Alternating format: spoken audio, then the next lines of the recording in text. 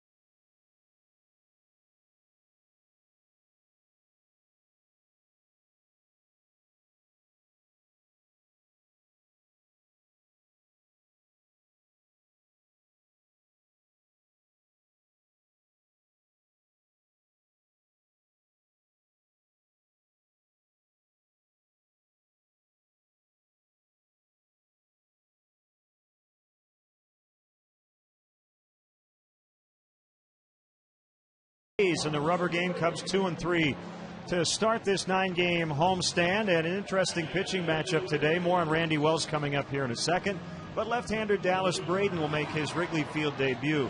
Now, he actually became, I guess, infamous before he was famous, Bob. You go back to a game in April against the New York Yankees. Alex Rodriguez running across the mound, returning from third to first base, and apparently the A's left-hander didn't like it. You know, there are a lot of unwritten rules in the game of baseball. I know most of them. This one I've never heard of before. Pitcher apparently feels that mound is his territory and nobody should step on it. At least Dallas Braden certainly feels that way. I guess he had the best revenge coming out and throwing a perfect game next time out. Yeah, he did. He beat the Yankees that day, and over the course of the next couple of weeks, A-Rod and Braden went back and forth in the media, but Braden did have the last word as he ended up going 27 up, 27 down against the Tampa Bay Rays. It doesn't get any better than that. And it's kind of amazing because Dallas Braden is a strike thrower. He's going to be around the plate all day long, and usually those kind of guys are going to give up a hit somewhere along the line. You don't expect him to walk anybody because he is a strike thrower, but on this particular day, every ball that was put in play was right at one of his defenders. And it also happened to be on Mother's Day. He lost his mother several years ago.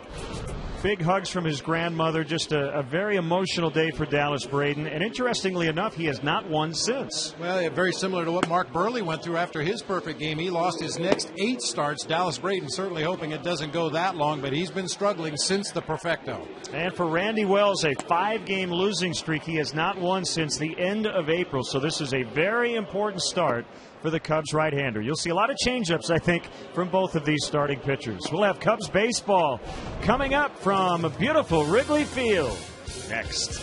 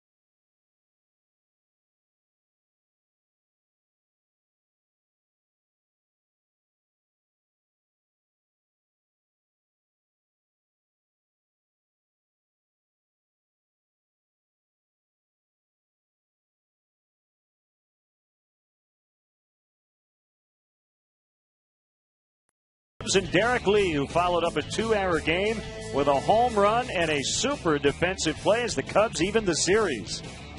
Today, the Northsiders face Dallas Braden, who was Mr. Perfect on Mother's Day. Interleague play continues. A's, Cubs, next.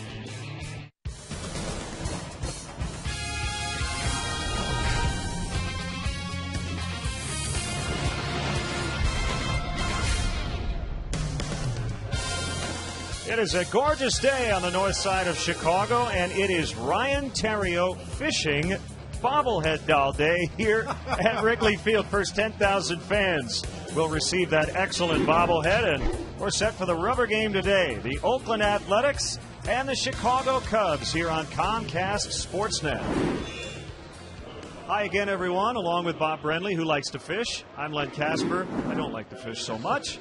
And the Cubs today trying to win a series for the first time in a while. Last night we saw something from Alfonso Soriano that everybody liked to see, giving himself up for his teammates. Yeah, it was really probably the best example we've seen all season of a team effort from everybody that was on the field last night, specifically Alfonso Soriano. He did this on his own with runners at first and second, nobody out.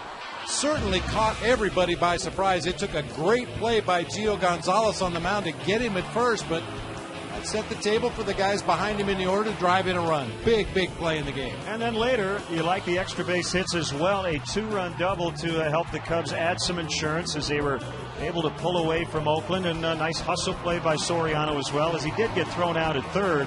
But a good night overall for the Cubs. Derek Lee hit a home run coming off a bad game the night before. And we'll see if they can keep that momentum going here this afternoon. A big part of the momentum will be getting out of the top of the first with no runs for Randy Wells. Yeah, for some reason he's had some issues in the first inning, to say the least. 36% of the runs that he's allowed this year have come in the first inning of his ball game. Lou and Larry have tried to alter his warm-up procedure, simulating the first 3 or 4 hitters of the game before he leaves that bullpen. Hopefully he'll be able to put a 0 up there quickly in the first today. You know, Randy was quoted this week saying he's treating it like his season's starting over, which isn't a bad way to look at it, but this is a pretty critical start for him, isn't it? Well, I think just for his own peace of mind, Randy's probably tougher on himself than anybody else. He expects big things, and he expects to be a big part of this rotation, and he feels like he hasn't carried his part of the load this year, so it would go a long way toward easing his mind. Well, it'd be nice to get a win today. The Cubs have dropped 5 consecutive series. You have the Angels coming in tomorrow. They went 11-3 on their last road trip, so this game is important. It's a very important ball game. I mean, every game is important, let's be honest, when you're where the Cubs are right now, and they just need to pile up wins. We heard Alan Trammell talking about winning series.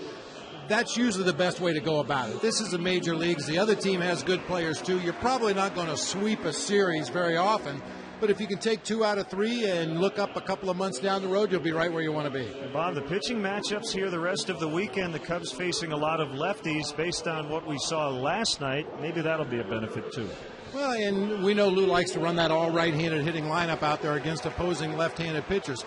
I wouldn't be surprised, however, to see Tyler Colvin get a start against the lefty. He's had some real good at-bats coming off the bench against left-handed pitching when they've gone to the left-handed reliever, so we'll see how Lou decides to play it. All right, again, Dallas Braden for the A's, Randy Wells for the Cubs. Let's send it down to the field for our national anthem. And now, ladies and gentlemen, we ask that you all please rise, kindly remove your caps, and join Matthew Santos as he honors the United States by performing our national anthem.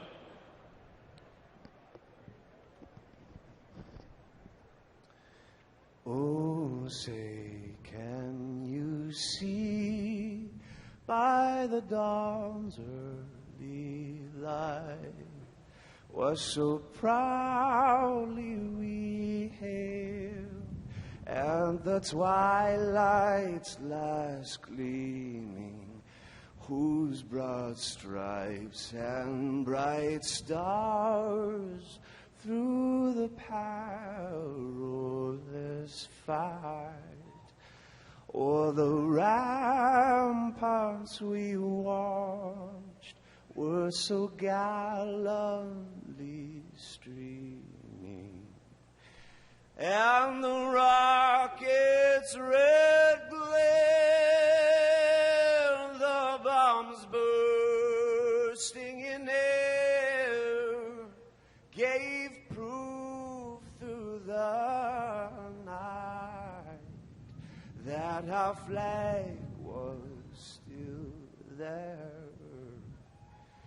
Oh, say does that star-spangled banner yet wave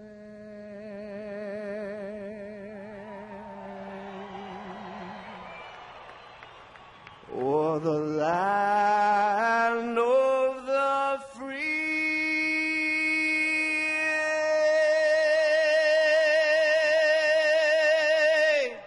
and the home of the brave. Matthew Santos with our national anthem. Lou and the Cubs trying to take 2 of 3 from the Oakland A's. We'll have the lineups, the first pitch, and all the Cubs action coming up.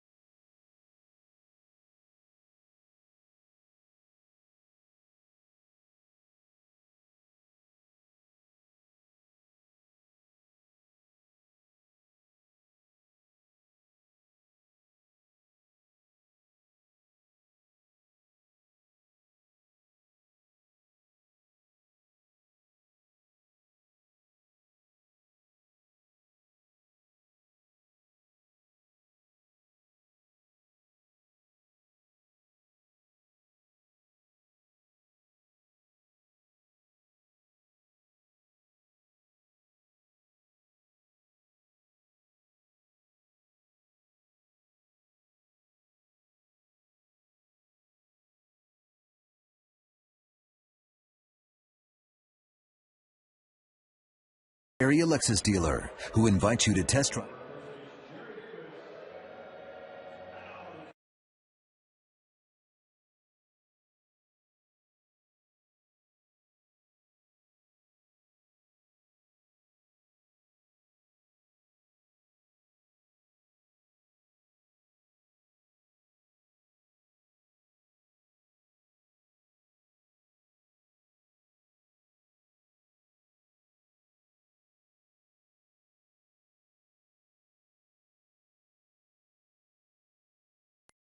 Your Chicago area Lexus dealer who invites you to test drive a Lexus today. Blue Cross and Blue Shield of Illinois. Member owned means our reason for being is your well-being. Experience wellness everywhere.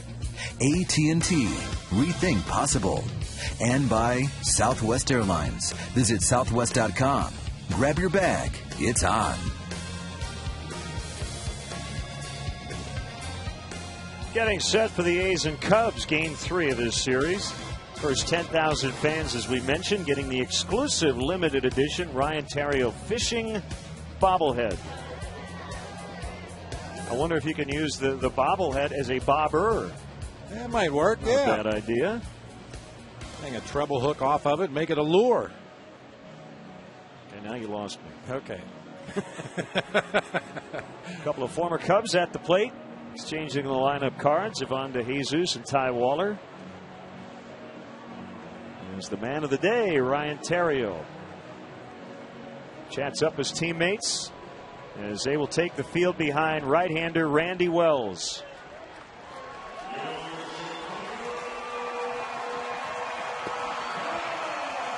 Again, wind coming in off the lake. Just a perfect afternoon for Cubs baseball today. So Wells gets set. Let's check in on the A's Southwest starting lineup written out by manager Bob Guerin. Rajay Davis with his second start of the series. Connor Jackson, recently acquired from Arizona. He's in left. Derek Barton at first. Kurt Suzuki, the catcher, in the cleanup spot. Kevin Kuzmanoff ended a career-best 15-game hitting streak last night. Jack Cust is in right, Mark Ellis at second. His double play mate Cliff Pennington at short, and the pitcher is Dallas Braden. Take a look at the Cubs defensively today, brought to you by Jimmy John. Soriano, Bird, and Nady once again across the outfield against the left-hander today. Baker, Castro, Theriot, and Lee will play the infield. Giovanni Soto behind the dish for right-hander Randy Wells. We've documented his first inning troubles this year. In my humble opinion, I think Randy Wells occasionally has thrown too many strikes early in the game. He's got a reputation for being a strike thrower. Opposing hitters know that. They're very aggressive, knowing that Randy's going to be in or around the strike zone. I've not heard anything to let one go up and in every now and again. The umpires, Brian Knight, born in Montana. They'll work the plate. The crew chief is Jerry Davis at first, Holbrook and Gibson at second and third. And as we start, the Cubs trying to get a win for Lester Strode, the bullpen coach, turning 52 today. Happy birthday, Lester. He'll be mad at me tomorrow. He told me not to mention it. But you don't have a choice when it's your birthday. Rajay Davis takes ball one low from Wells. You know, and talking about Randy Wells' first inning troubles, at some point it gets into your head. You start to think about it. You go out there to take the mound to start the game, and you're just almost trying to will your way through that first inning instead of trusting your stuff and trusting your defense and throwing those good quality strikes that he needs to throw to get ground ball outs. Davis has hit in 8 straight. 1-2. Missed 4 games last week with a tight left hamstring, but he has now started 4 of the A's last 5 games.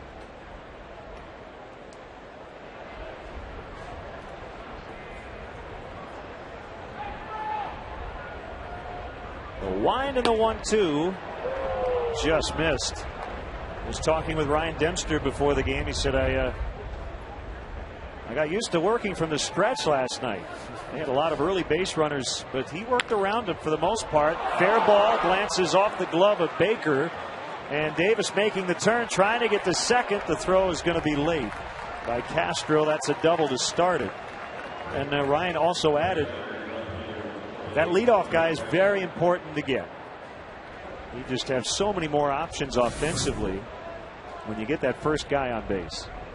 Not a bad pitch that time by Randy Wells, over the plate and down off the glove of Jeff Baker as he made a diving attempt toward that third baseline. And tough play here for Starlin Castro, running as fast as he can to get to that ball, has to stop his momentum and throw back across his body. And Rajay Davis, with just too much speed, legs it out for a double.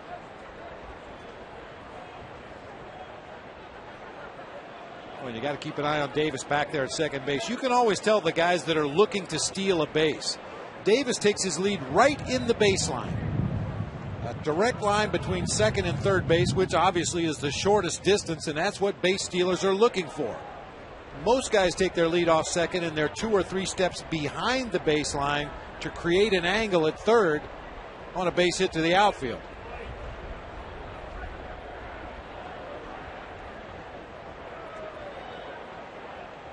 Connor Jackson was in the leadoff spot last night. A couple of hits, a walk and a run, way inside. 1-0. I know you talked to Connor today. Is he used to wearing the white shoes yet? Not yet. I asked him about that out in left field last night, and he said he felt like he had lights on his shoes. Brand new white cleats, and he felt like they were glowing in the dark. Davis faked toward third, and that fastball also inside. 2-0.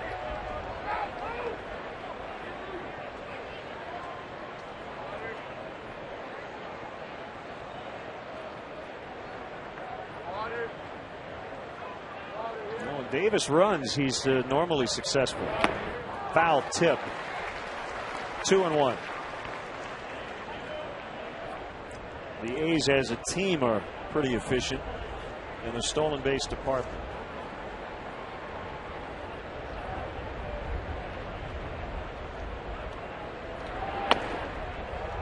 Well, Randy's missed 3 times to Jackson, and they've all been inside on sinking fastballs.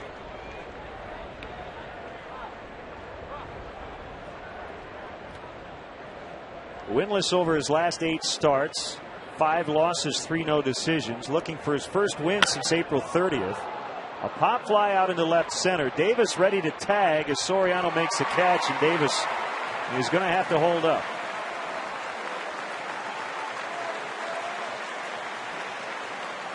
Nicely done. Good team effort out there by Soriano and Marlon Byrd. Obviously, Soriano has to focus on that fly ball, not take his eye off of it.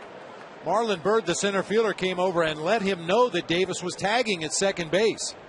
You need that kind of assistance from your fellow outfielders because you don't have time to take a peek and see what that runner's doing. So Marlon Byrd came over and Coach Soriano said the runner's tagging, and Fonzie got rid of it quickly and held Davis at second. Brings up Derek Barton, the first baseman. Davis still at second. And right down the middle, strike one.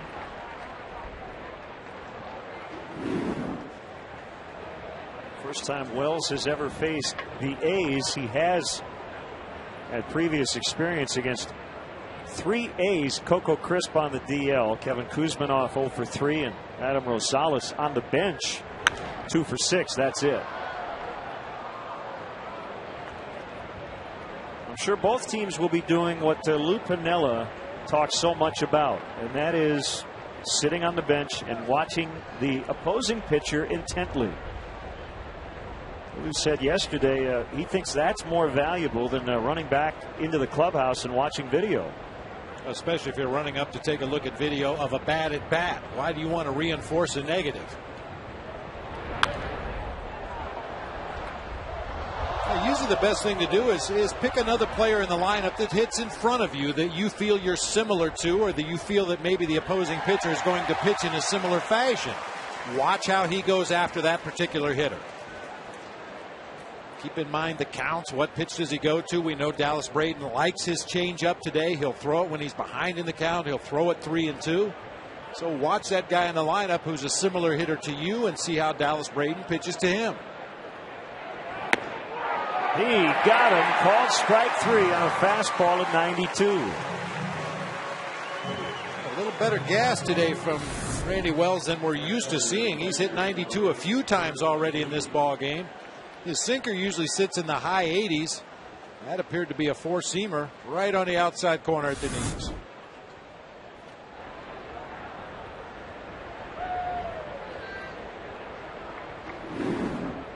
Catcher Suzuki 2 for 8 in the first 2 games with a walk and a run.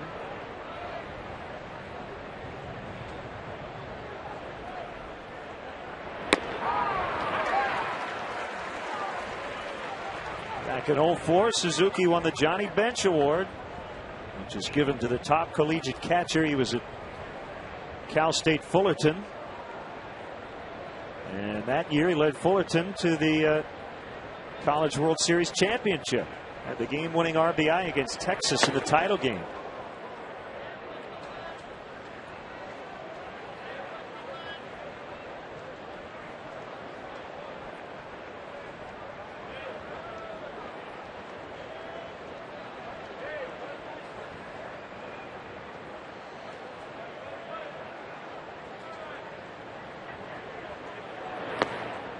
That's low. 2-1.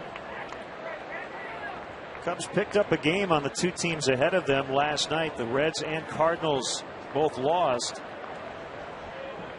St. Louis off today. The Reds leading the Dodgers 7-1 in the top of the 7th. Bronson Arroyo with a 3-run homer off John Eli in that one. Cubs are 6.5 out in the division.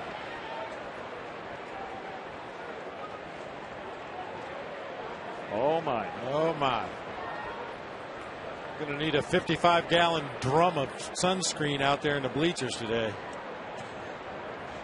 The people behind him won't need any.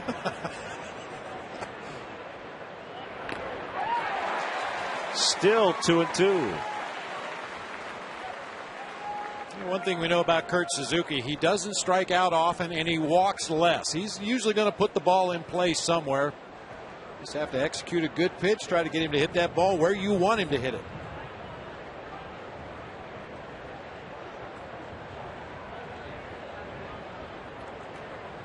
The A's will head off to St. Louis for the weekend after this one, and the Cubs will welcome in for the first time ever the Angels. And that's driven deep. Bird going after it, and he will get it. The diving grab by Marlon Bird, saving a run. Marlon has been excellent in center field his first year as a Cub. A's failed to score.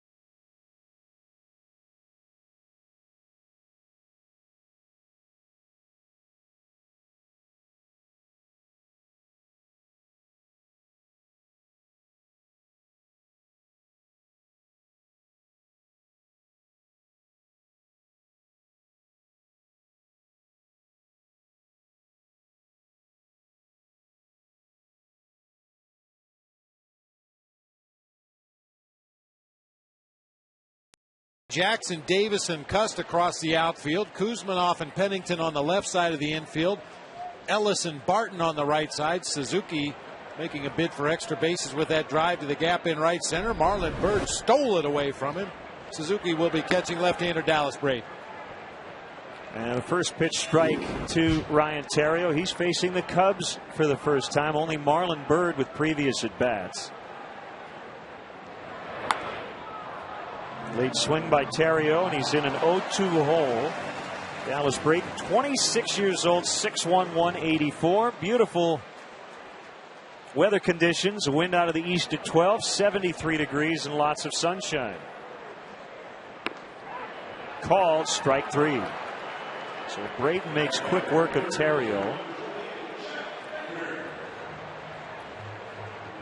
Bob, the Cubs really scuffled on Saturday against White Sox left-hander Mark Burley, whose changeup was dazzling at times. And Dallas Braden will watch Mark Burley face teams that he is going to face. So I have a feeling Braden has watched the game tape from Saturday a lot and will probably try to copy exactly what Burley did against the Cubs. You know, Len, it's kind of the flip side of the coin of what we were talking about with the Cubs hitters watching the opposing pitcher and how do they pitch to your teammates. Dallas Braden feels that he's a similar style of pitcher to Mark Burley.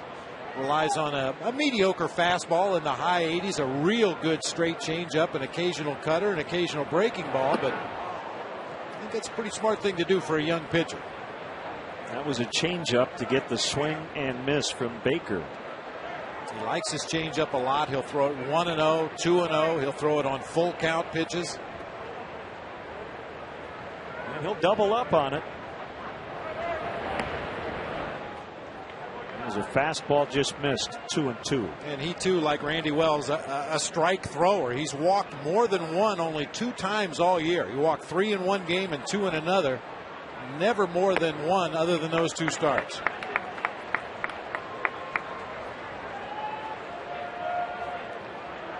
That's why Baker's in there against the lefties. It's been a major struggle for him against right-handers. And the 3-2 pitch, just able to stay alive. A's pitching staff trying to turn it around. They've allowed at least 5 runs in all 5 games on their current road trip. They got swept in San Francisco, and they have split the first 2 here in Chicago.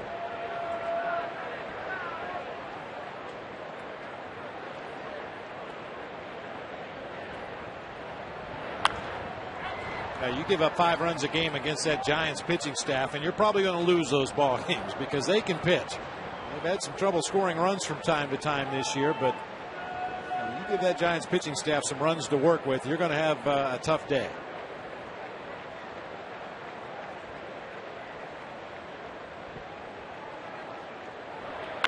That's driven deep. Jeff Baker. Gone.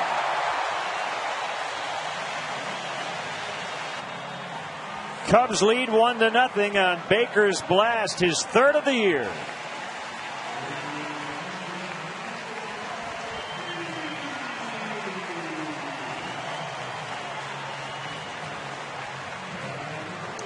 Oh, that ball was a resounding crack off the bat. Now, on a 3-2 count, Jeff Baker got a changeup on the pitch before and barely cues it off the end of the bat to stay alive. Braden comes right back with another changeup. This time Baker's all over it. Crushed it to left center field for the first run of the game for the Cubs. And now Marlon Byrd, who's had good success against Braden in his career, 6 out of 16. Trying to make a bid for his first career All-Star game.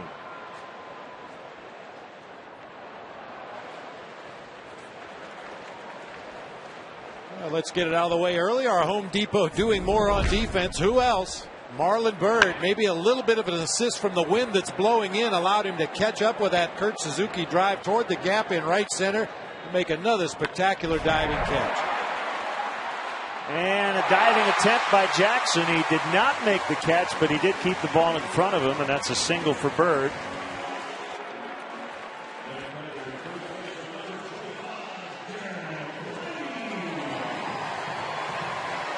So a runner on for Derek Lee.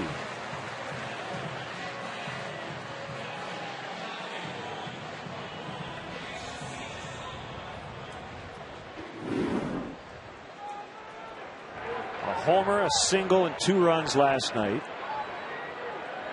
Short lead by Byrd, and Braden slide step and a fastball low. You know, Len, I think the most encouraging thing about Derek Lee's evening last night was the home run pitch was a fastball down and in. Down maybe even a little below the knees on the inside part of the plate. But one of his quickest swings that we've seen him feature all year long, producing a line drive just inside the foul pole for the home run. And when you're mired in a slump, sometimes you wonder if you're quick enough to get to that inside fastball. But last night, Derek Lee was. It's good to see the Cubs jump on Braden early. He might be a little rusty. This is his first start in 8 days. He had some forearm tightness in his last outing against the Angels. Was able to get into the 7th. And that's ball 4. So he was originally supposed to start the series opener Tuesday night, but Bob Guerin gave him a couple of extra days, and here he is, and he's given up a couple of hits and a walk here in the first.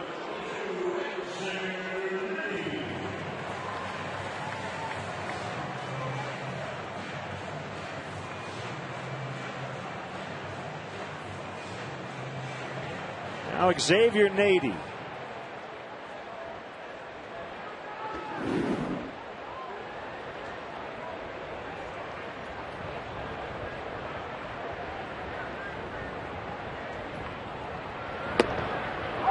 Caught the inside corner.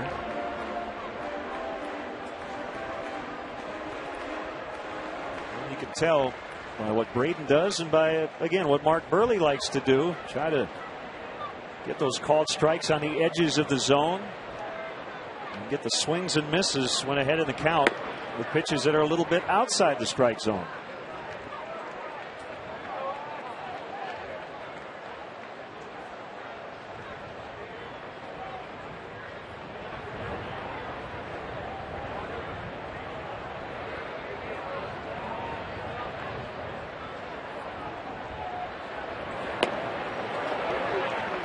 Inside, 2-1.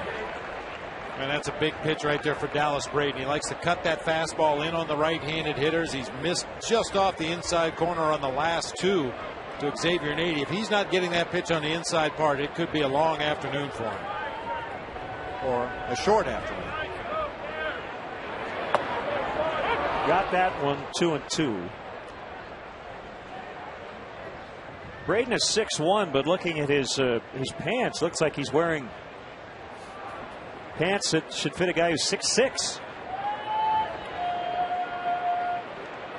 Stylish.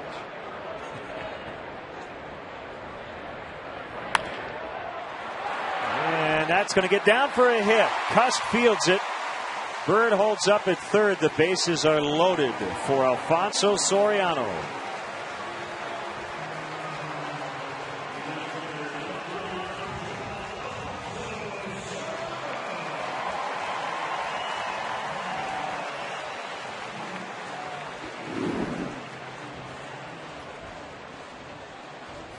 Pants on the ground.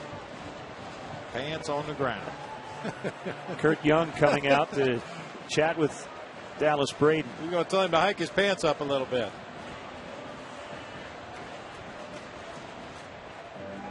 Yeah, that last play has a pretty good decoy by Mark Ellis, the second baseman for the A's, as that little floater was headed for shallow right field. He had his glove up and his glasses down as if he were going to make a catch on that pop-up, and it forced Marlon Byrd to hold up momentarily between second and third. I don't believe he would have been able to score anyway, but just those little things that you try to do to help your pitcher out. 4 straight Cubs have reached, starting with a Baker home run. And Soriano takes it high, ball 1.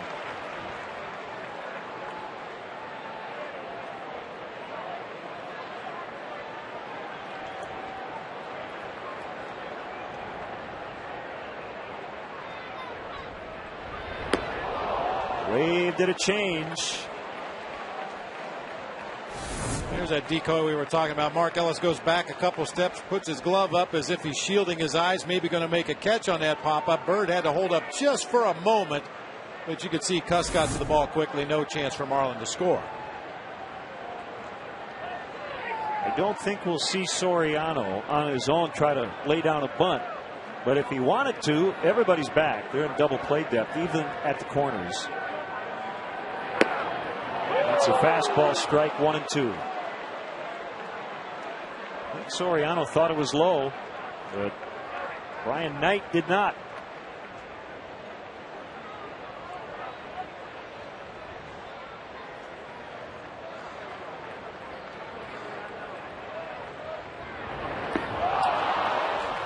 A big strikeout for Braden.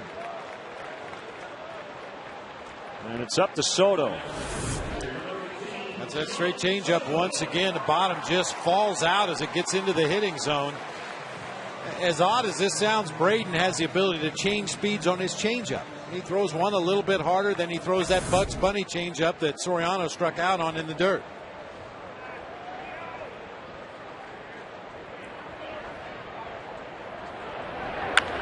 Ground ball up the middle. Pennington gets to it, and the off-balance flip to Ellis is in time to force Nady. And Braden is able to limit the damage. All kinds of traffic. The Cubs did get one on the Baker.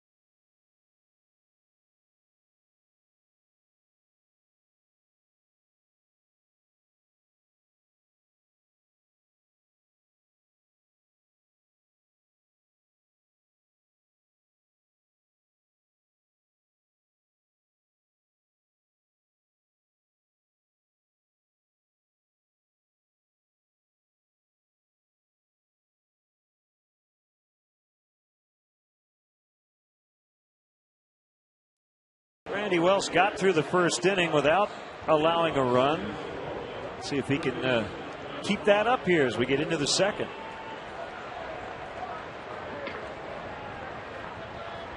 Working with a 1-0 lead. Kevin Kuzminoff started for the A's. Well, that back foot, his toe is about as close to the plate as it can be. I mean, it's in the back of the box, but you see the toe is right on that white line.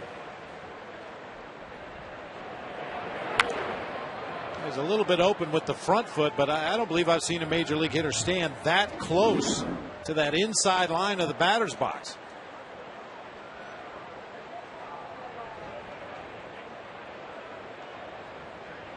Just tells you that Kuzminoff has the confidence that he can be quick enough to turn on an inside fastball and still get the barrel of the bat on it, even though he's standing as close to the inside corner as he could possibly get. It's worked out this month. Yeah, pretty good. Hitless last night for the first time in his last 16 games.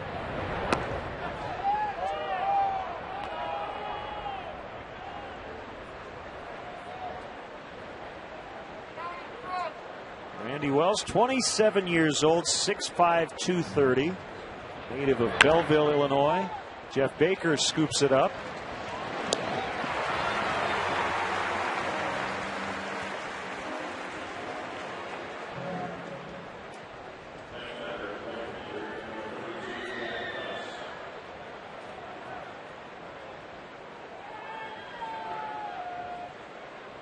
Jack Cust playing right for the second straight game.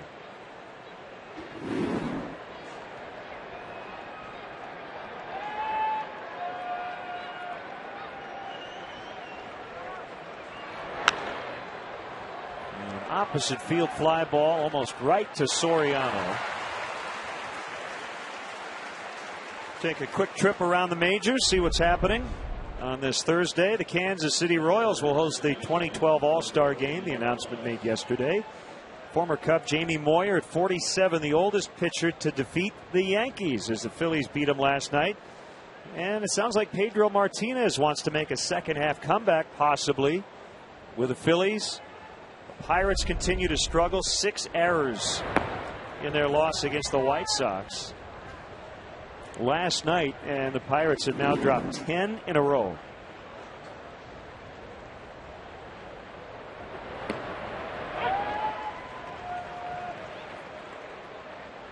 One and one to Mark Ellis.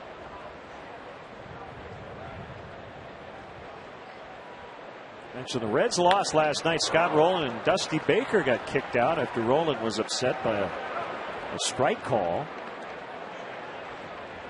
Rowland back in the lineup today, and his team leading 7-1 in the 8th.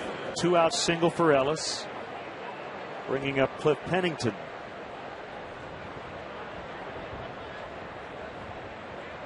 I think you'll start to see some more ejections and some more arguments between players and umpires. Usually as the weather heats up and teams look up and players see their own individual numbers suffering, perhaps teams see that they're not where they want to be in the standings, and that frustration starts to boil over when the temperature starts to heat up.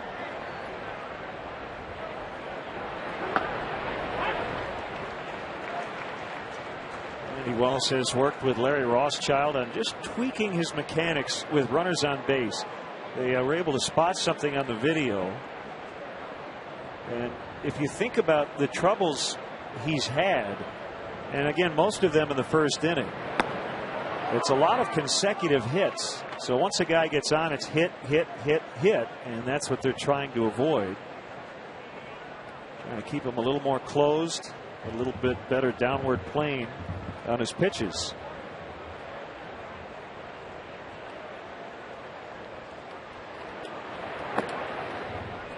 And he needs a good one, not only for the team, but I think for his own confidence. He admits that his confidence has been shaken by his recent struggles.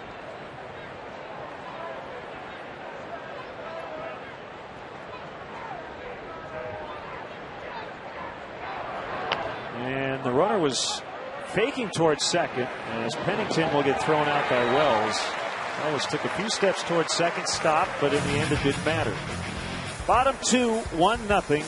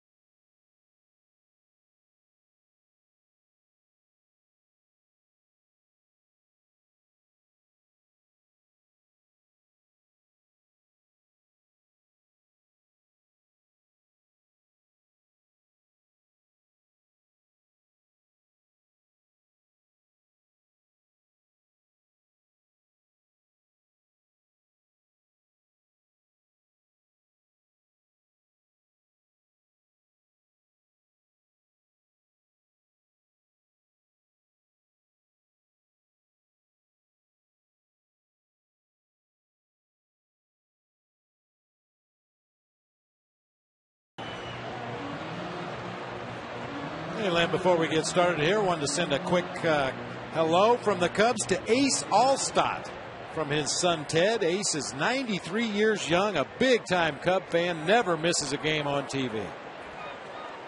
Good name, too, Ace. Ace Allstott. Like that. Castro, Wells, and Terrio. Starlin finds a gap out in left center. That's going to go all the way to the wall. He's on his way to second, and he'll pull in with a double. And now the pitcher can try to move him to third.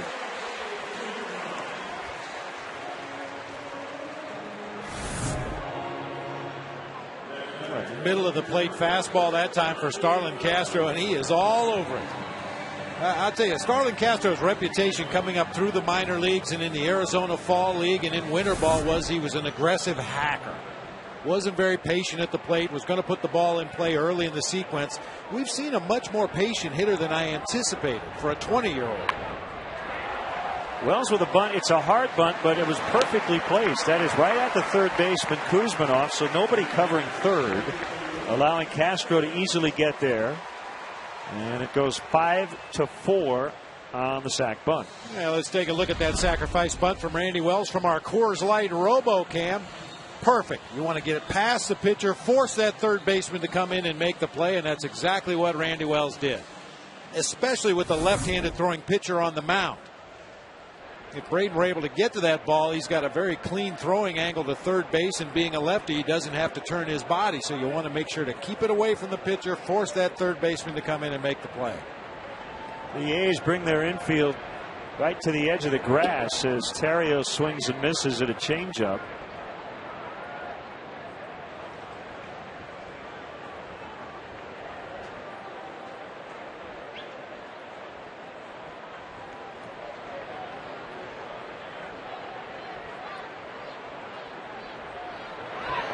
And the squeeze play was on. Terrio bunted it foul.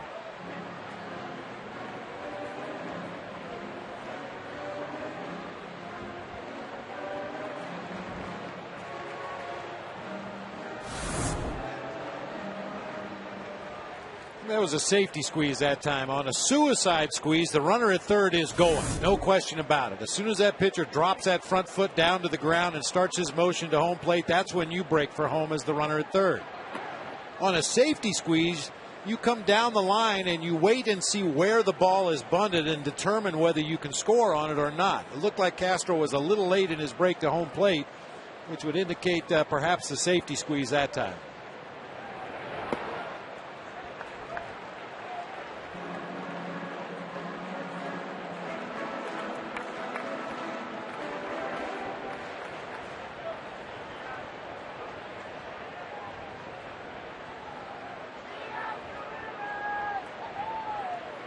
Braden from the windup with a runner at third and one out. The 2-2 to Terrio, and a swing and a miss. A tantalizing pitch. He just could not lay off it. Boy, 2 at-bats and 2 ugly-looking at-bats for Ryan Terrio here against Dallas Braden. Against some pitchers, you just don't pick the ball well up out of their hand. In the perfect game against Tampa Bay, Braden did not hit 90 the entire game. He got 5 swings and misses and still was perfect against the team with the best record in baseball. As Baker skies left center, it's Rajay Davis, and the Cubs waste the leadoff double by Castro. They lead after 2, 1-0.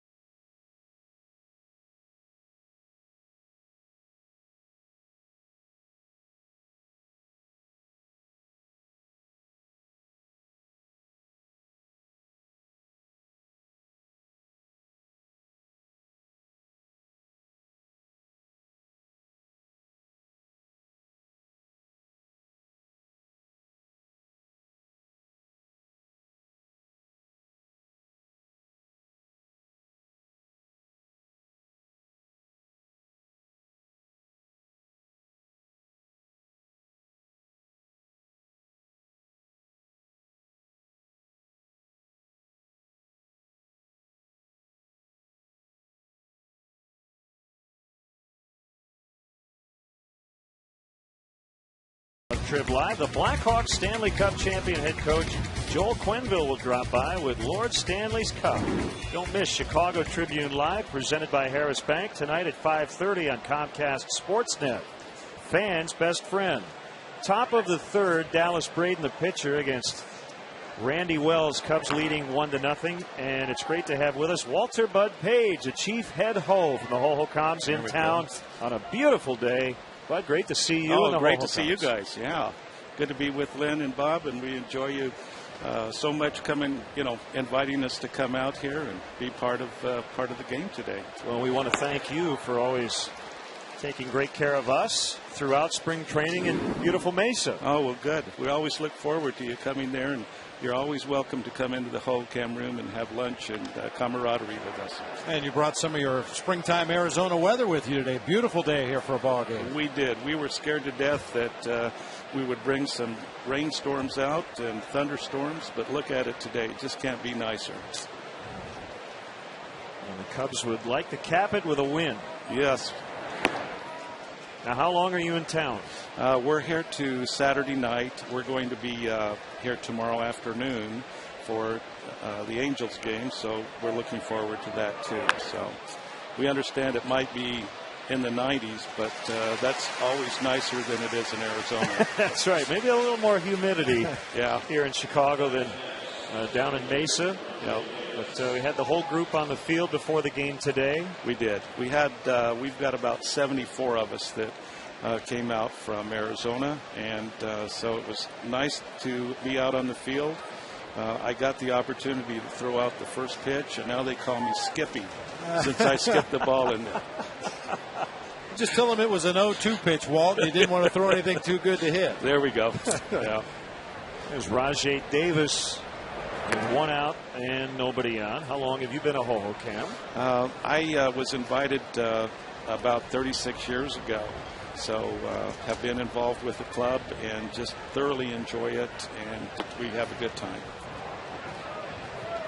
And it's the best spring training setup in all of baseball. Everywhere the Cubs go, they draw extremely well, and there's nothing like being in Mesa, as we said, in spring training, late February and all the way through March.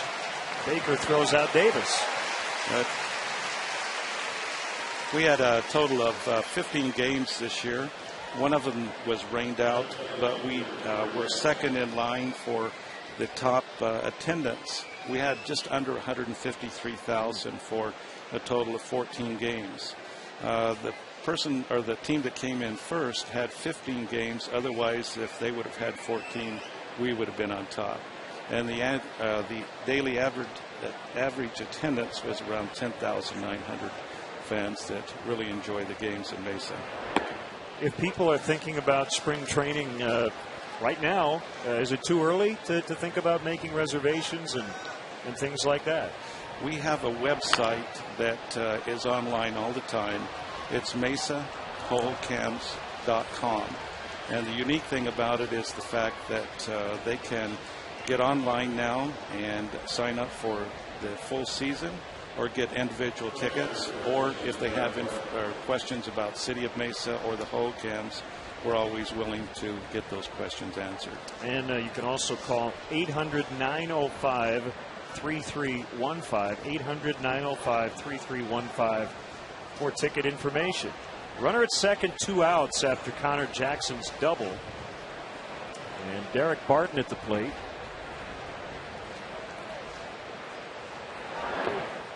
And that one squirts away from Soto, and Jackson now at third. What should be a wild pitch. And it is a wild pitch.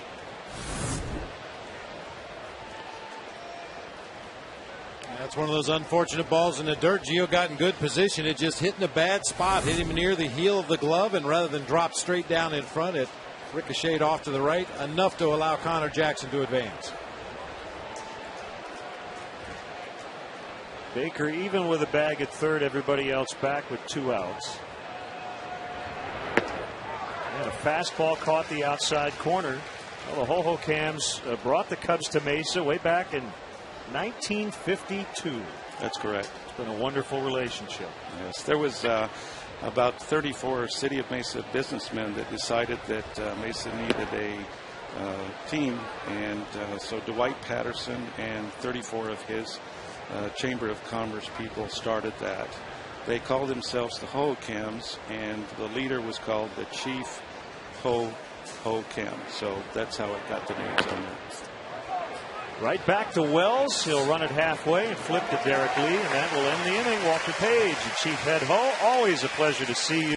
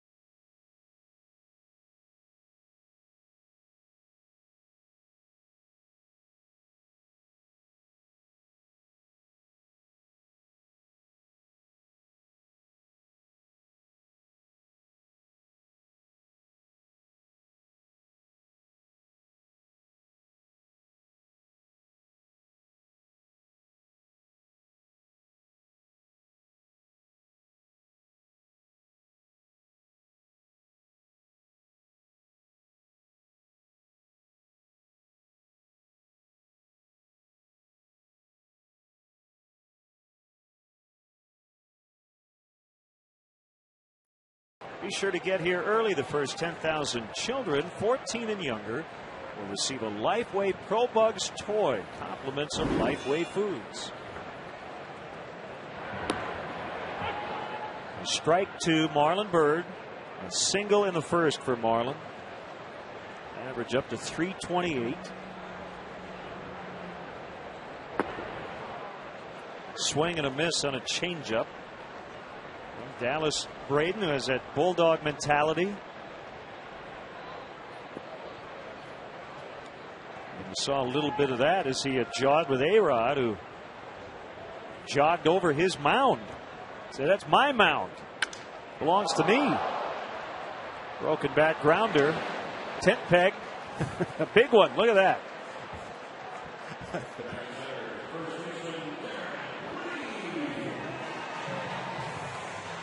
Well, Marlon's not going to get voted into the All-Star game, but he has a pretty good chance to make it as a reserve. And it would be his first career All-Star game. The Cubs will finish up the first half against the Dodgers, and whoever does make the team can just hang around the LA area because the All-Star game is in Anaheim.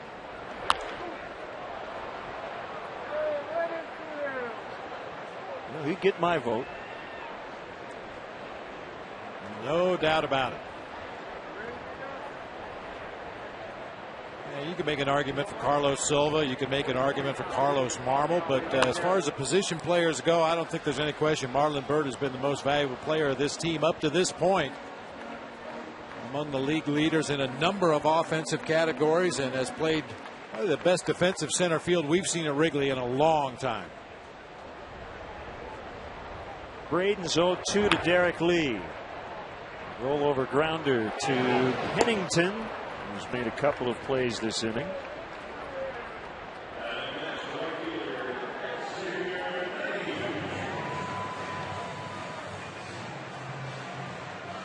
It's Carlos Silva. We'll see him in the Angels series tomorrow against left-hander Scott Kazmir.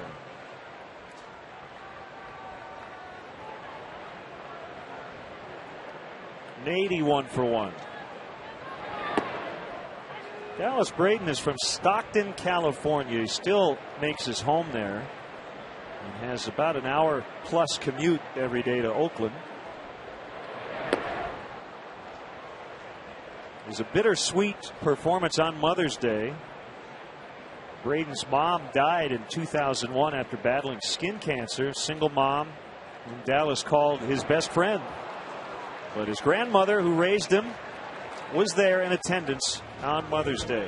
That was a 9-pitch inning for Braden. He goes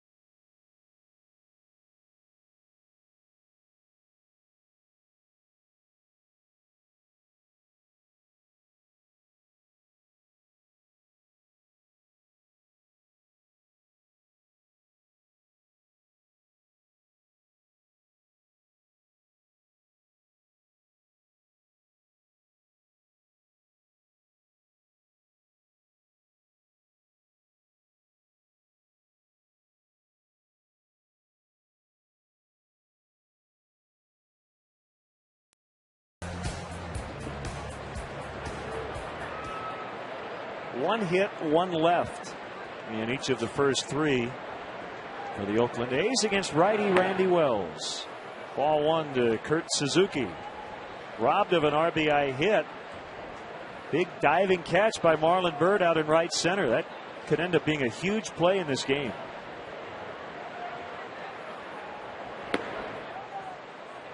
Just outside, you saw a little flinch from Soto before he threw it back. I think he was waiting for a Brian Knight strike call, and he never got it. Yeah, there's been a number of flinches from both catchers and both pitchers. The strike zone today from Brian Knight is, let's call it fluid. Byrd and Nady getting together. It'll be Marlon Byrd with Xavier in the vicinity. Great work as always by the Menards grounds crew here at Wrigley Field. Well, and it's a real pleasure to have Private Joshua Fleming in attendance today. He's on leave from Fort Bliss, enjoying the ball game here with his family. Scott, Becky, Steve, and Amanda. Private Joshua Fleming, glad to have you here today. Also heard from the Brains and Baseball camp at the Chicago City Day School. Mrs. Barth has been teaching this camp for 21 years. Mr. Gary Matthews, now her assistant. And big group here.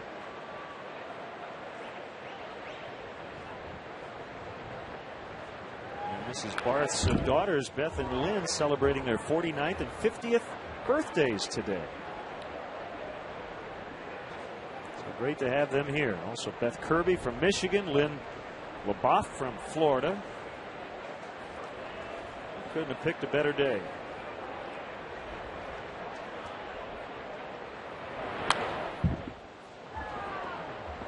A real nice letter from Sue Dunn and Mike and Diane Slowick. They're here at the ball game today with their 90-year-old aunt, Julia Slowick. Real cute little letter. She gets a little cranky if she can't find what station we're on a given day. She used to come to the ballpark all the time as a young lady on Tuesdays because it was always Ladies' Day. Swing and a miss, strike three. Kuzmanov 0 for 2. Time now for AT&T Trivia. Which Oakland A hit .225 with only 5 homers in the regular season and then won the World Series MVP that same year? I actually got this one right. Yeah, I think I might know this one. We will give you a hint. The year was 1972. It was the first of 3 consecutive World Championships by the A's. And we were talking about the Billy Williams connection, former Cub, former A. Well, Cubs' longtime traveling secretary, Jimmy Bank, got his start with the A's under owner Charlie Finley in 1973. So he has 2 World Series rings, 73 and 74. I think Jimmy thought it would be easy. I'll just win a ring every year. He's been with the A's and later with the Milwaukee Brewers and now here with the Cubs.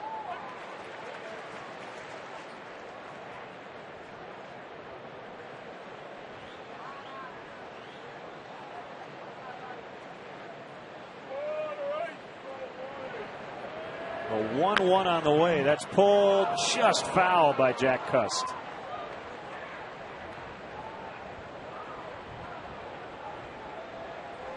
Three World Championships in a row in this sport. That's a dynasty. And when you talk about team chemistry, the Oakland A's of the early 70s always come up because those guys used to get in a fight a day. They didn't necessarily like each other personally off the field, but boy, as a collective unit on the field, that was a dynasty. You think about around that era who the great teams were. You had the Pirates and the Orioles, then the A's and the Mets. The Reds. The Cincinnati Reds, then the Pirates and the Orioles again. So it does go in cycles. Kansas City, 1980. And the Yankees and Dodgers had their time as well, but they didn't dominate the whole decade, that's for sure.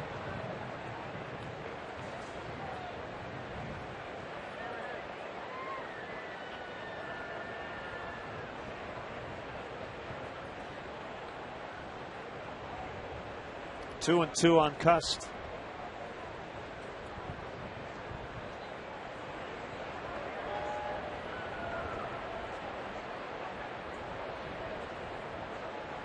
Most baseball players were buttoned down, and the A's were renegades, weren't they? All the facial hair. I mean, they wouldn't stand out today, but they did then.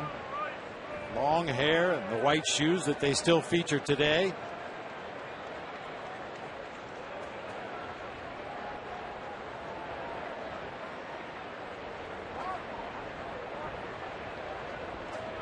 The 3-2 pitch, swing and a miss. Actually, foul tip strikeout. 2 in a row for Wells, who's been strong early.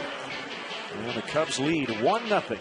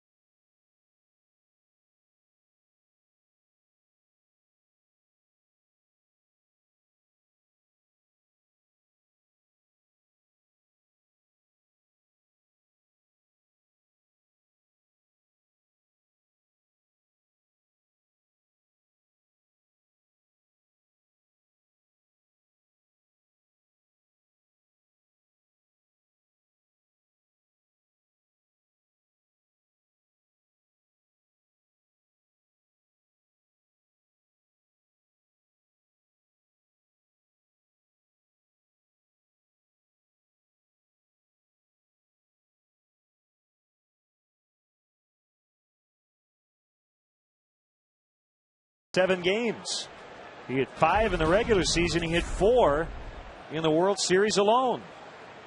He wasn't even the regular catcher during the regular season. Dave Duncan, the current pitching coach down in St. Louis, was what you would call the everyday catcher. Gene Tennis played in 82 ball games as the backup, but what a World Series. They won Game 7 at Riverfront Stadium. Catfish Hunter got the win. Raleigh Fingers the save. And it would be the first of 3 in a row, as we mentioned.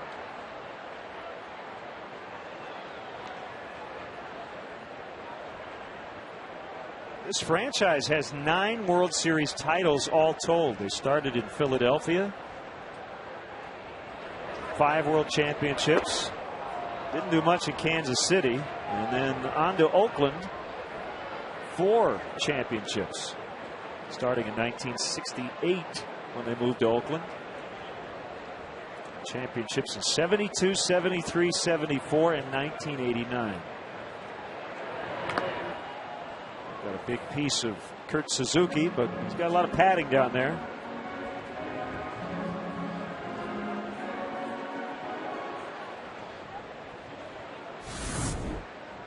Looked like I got him on the left knee. You see that one little extra piece of padding with the company logo on it. That's something that has evolved over the years behind the plate. Catchers used to have a gap in the shin guard. And you can see that little extra pad that covers the gap between the pads. That's made a big difference for catchers. Saved a lot of bruises on the kneecap. I'm still working on that full body suit. Yeah, the padding really has to work for a crouch. You're not standing upright when you're catching. Full count, 3-2 on Soriano. Trying to get it going here in June. He had a good game last night. And a pop fly to right. Cust battling the conditions and able to make the play.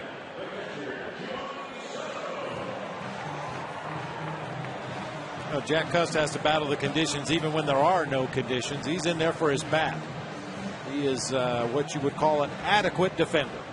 He'll make most of the plays that come his way, but he's never going to win a Gold Glove.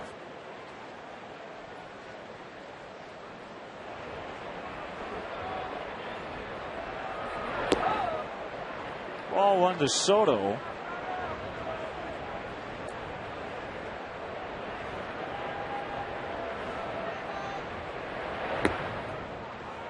Swing and a miss on a changeup.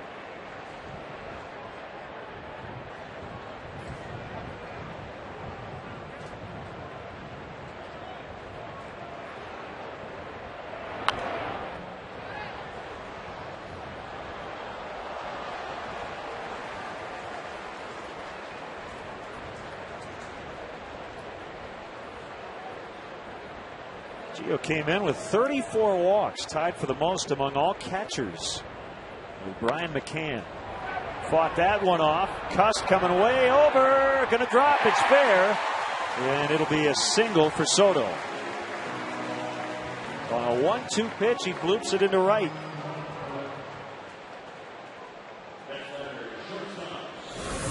If you had to make a general statement about Dallas Braden, he kind of pitches backwards. When he's behind in the count, 1-0, 2-0, 2-1, he's more likely to throw the changeup. When he's ahead in the count, that's when he's more likely to challenge you with either the sinking fastball or the cut fastball.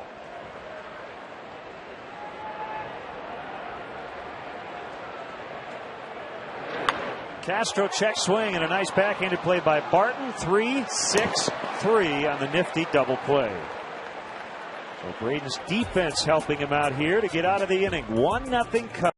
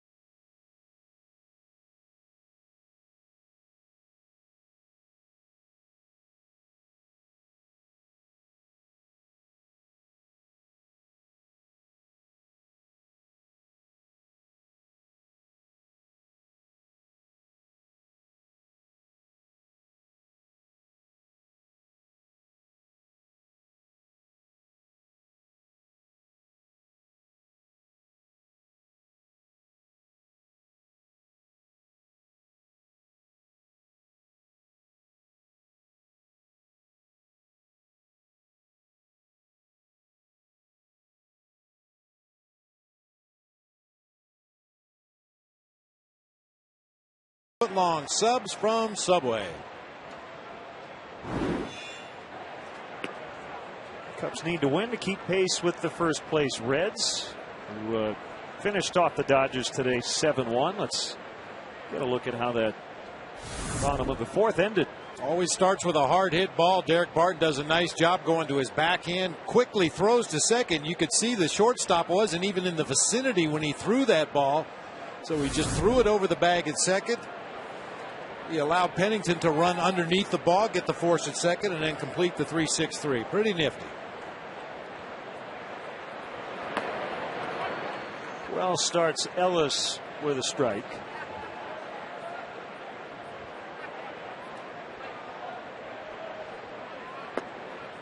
Low and outside on a slider.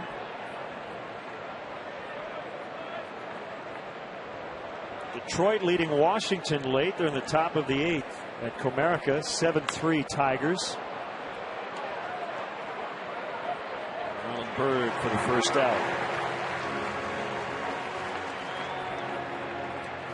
On Wednesday, July 7th, it's coming up. Minor league excitement returns to Wrigley Field. The 3rd annual Road to Wrigley presented by PNC Bank. Get ready for a day of fun with help from the famous chicken. Don't miss the action as the Peoria Chiefs take on the Kane County Cougars at Wrigley Field. Order your tickets today at Cubs.com.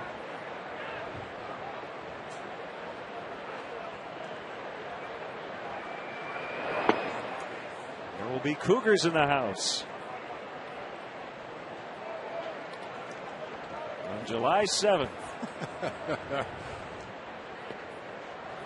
2-1 on Cliff Pennington. Probably every other day in July there's a ball game here too.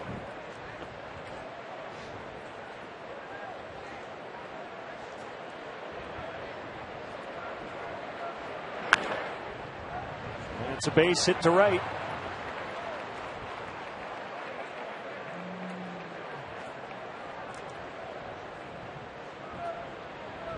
One more hello, Len. We got to take care of our friends in uniform. Lieutenant Michael Thompson from Mishawaka, Indiana, here at the ball game today with his son Paul, who leaves for Army basic training in August. And we hope they're having a great day here at Wrigley today.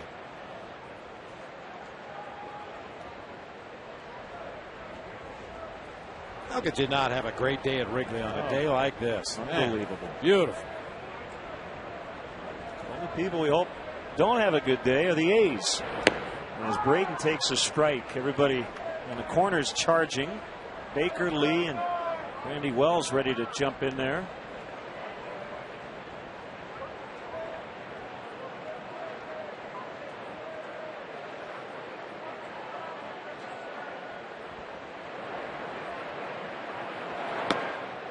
Once through it, 0-2. Well, Bob, you see Braden's feet. He does not open up. How do they teach it with the footwork? Different organizations teach it different ways. I know some teams want you to take your normal batting stance and just turn. Keep your feet planted and just turn toward the pitcher. Other teams like to see their pitcher square completely around with their belt buckle facing the mound, both feet pointing toward the mound before they put down the bunt. I think more than anything else for Dallas Braden, he needs to keep the bat level. You could clearly see on that bunt and miss attempt, the barrel of the bat dropped way below the baseball. He does get it down, and Wells is going to have to throw the first. Covered by Terry, a low throw, but they get the second out on a sac bunt by the pitcher.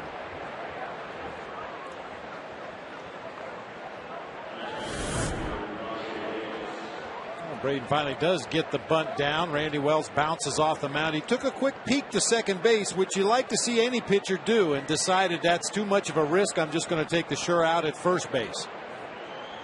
Once again, that internal stopwatch that every player should have running in their head when that ball is put into play. You should know about where the batter is down the first base line. You check the lead runner, and if you don't have a play, you know you've got time to get the out at first.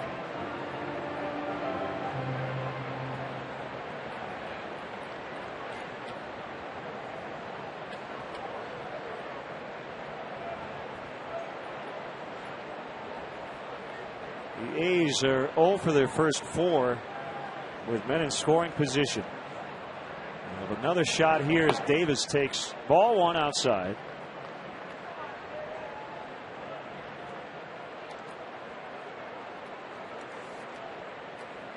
Davis with his third major league club. He's been a Pirate, a Giant, and now an Athletic.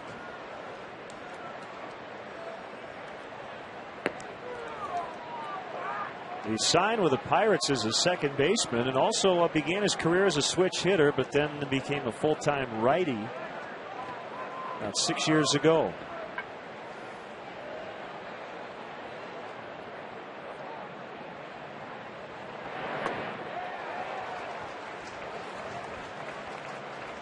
Two and one.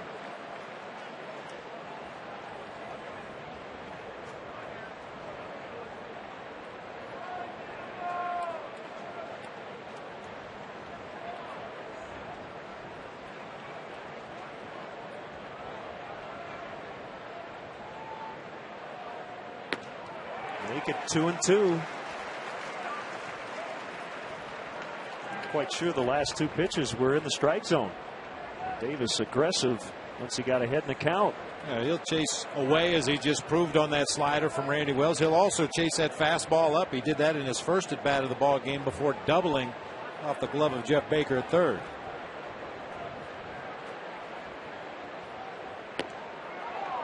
Couldn't get him to go after that one. Well, that's a great example of what we call trying to lead a hitter out of the strike zone. The first slider was at least around the outside corner, got the swing and a miss, so you scoot it over another few inches, see if he'll chase that one.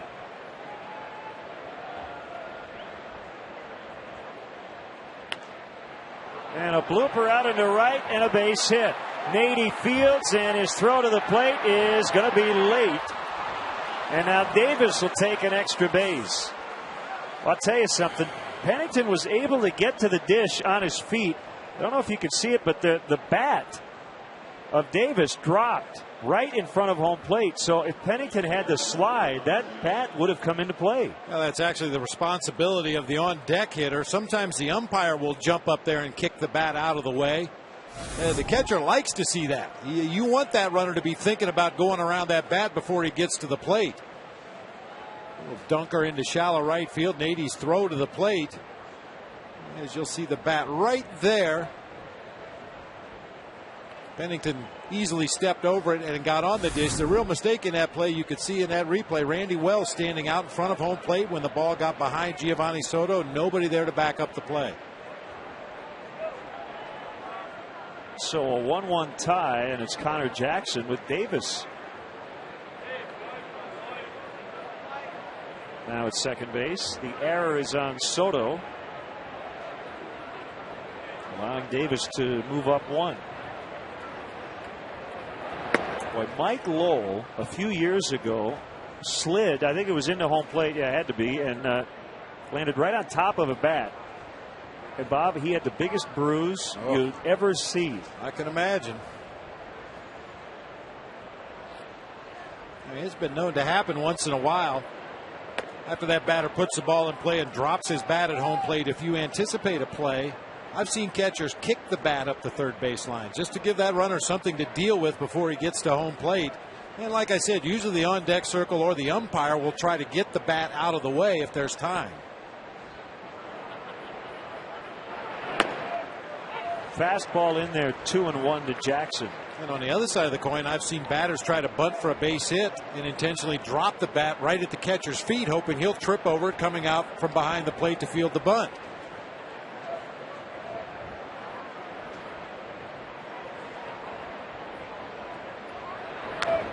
We got in on him.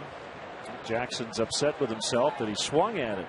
Instead of 3-1, it's now 2-2. Really couldn't do much with that pitch. That's what Randy Wells has tried to live today against Connor Jackson. It worked well in his first at bat when he flied out to left field. His second time up, he doubled. Jackson, a much better hitter on pitches from the middle of the plate away.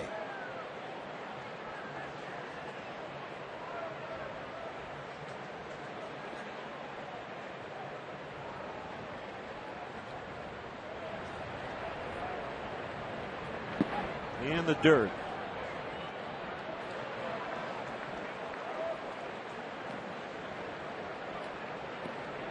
You know what would really make this game interesting is if you let the batter carry his bat around the bases with him and use it as necessary. Tag applied. Oh, he knocked it out of his glove with his bat. You'd almost have to let the defenders throw the ball at you, and if it hits you before you're on the base, you're out. I don't know.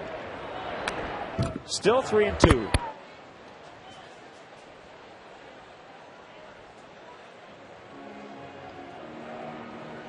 Got a good listen at that foul ball. Came right back and hit our microphone right directly behind home plate.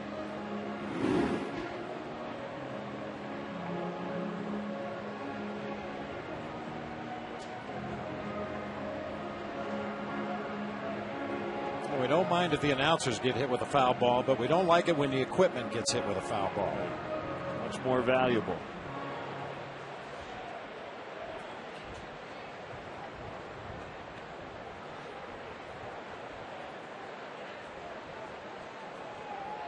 A rather extended meeting talking about this 3-2 pitch to Connor Jackson. Usually you go out there and ask the pitcher, what are you thinking here? But apparently a little bit of a difference of opinion as to what they wanted to throw on this 3-2 pitch, so they did the right thing. Talk about it, figure it out. No indecision. Golfed high in the air, not deep, and Bird will get it. They do tie it up on the Davis bloop single. It's 1-1. Great look of downtown.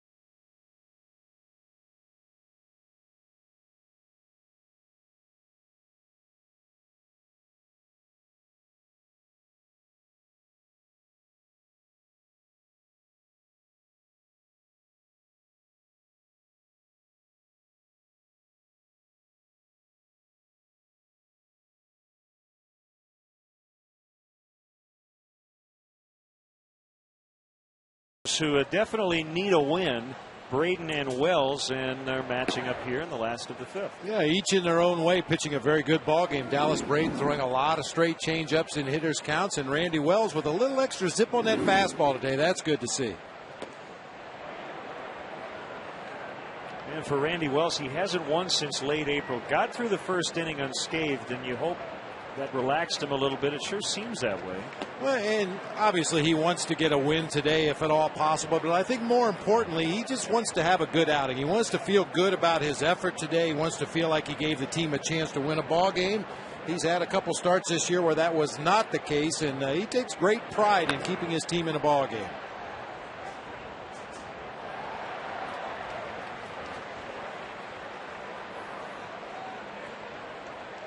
It's like a hitter when he's in a little bit of a slump. You'd like to get hits, you know, that's going to help your average and make you feel better about yourself. But even more importantly, you want to hit the ball hard. You want to feel like you've had good at bats, gotten a good pitch to hit, and hit it hard as Wells grounds out to Pennington. It's short. Now Ryan Theriot, for the third time, he has struck out twice against Braden, and Ryan's going to take his sweet time getting into the batter's box, giving his starting pitcher time to get back into the dugout.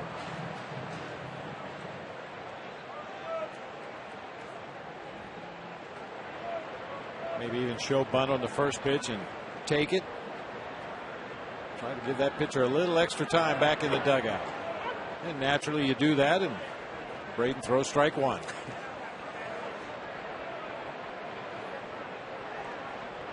Final in Minnesota today. Ubaldo Jimenez is 13-1. 8 innings, 1 run. His ERA down to 1.15. 5-1 Rockies the final.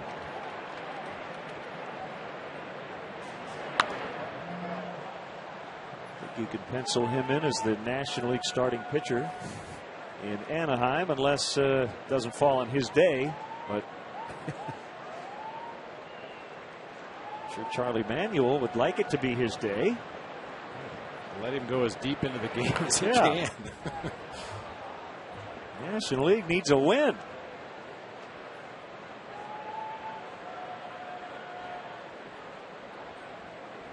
(13-1) on June 17th.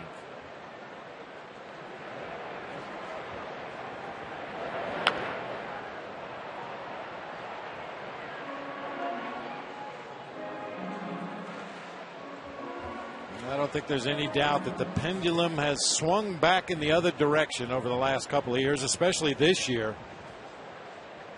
Much more of an emphasis on pitching and defense. Manufacturing runs, the home run ball not nearly as much of a factor as it has been for a long time in this game. A's haven't scored a lot for Dallas Braden.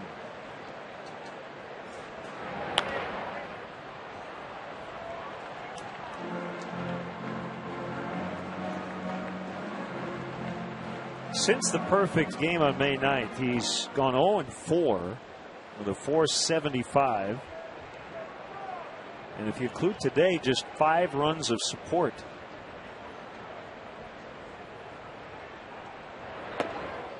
Inside. That's a setup pitch. 3-2. He wanted to get Terrio, but now probably would guess changeup here, but you can't guess with 2 strikes. No, you just got to be ready. Right center. Cust will make the catch. Not the smoothest outfielder, as Bob mentioned earlier, but it's all about just catching it, no matter how you do it. Yeah, and Jack Cust will always give you a good effort. Like I said earlier, he's not going to win any gold gloves, but if he thinks he can get to it, he's going to give it everything he's got. A rolling, tumbling catch there on that sinking line drive by Terrio.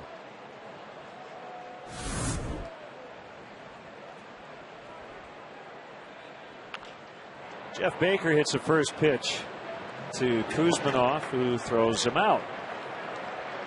A 1-1 deadlock is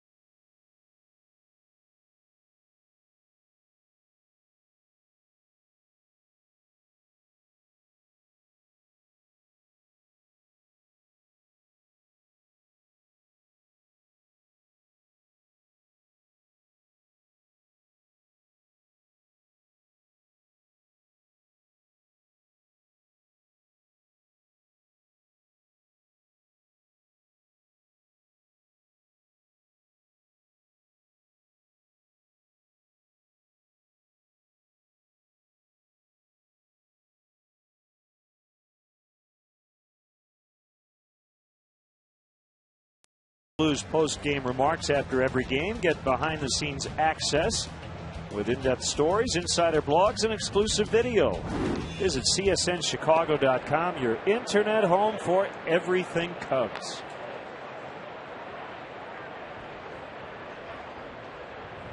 One ball, no strikes on Derek Barton. He'll be followed by Kurt Suzuki and Kevin Kuzmanov. 1-1.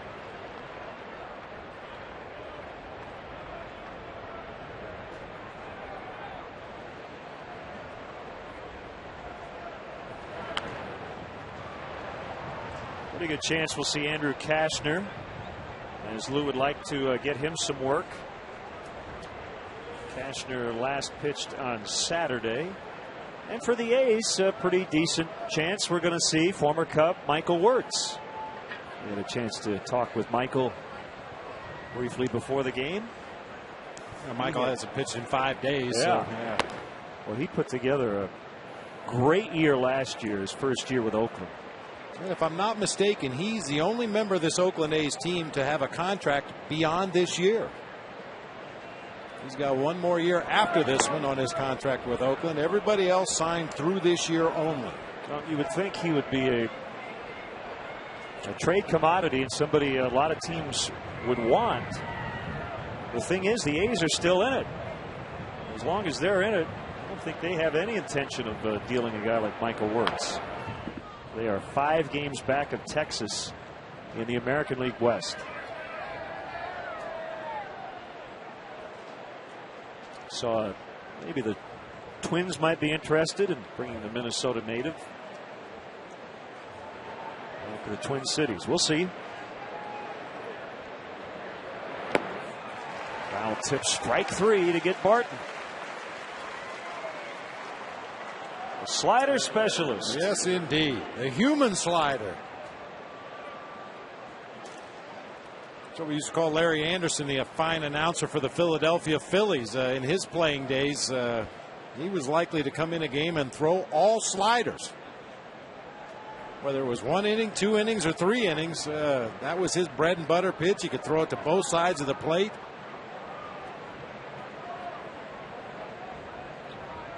Making me hungry talking about bread and butter and sliders. Sliders, yeah. Suzuki pops it up. Looks like a play for Derek Lee.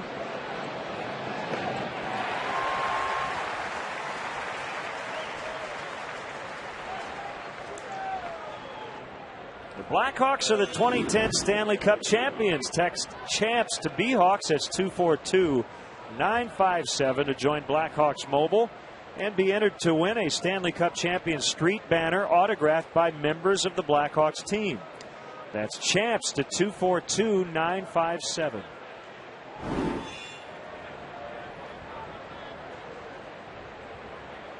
Stanley Cup making the rounds today as Kuzmanov singles into right.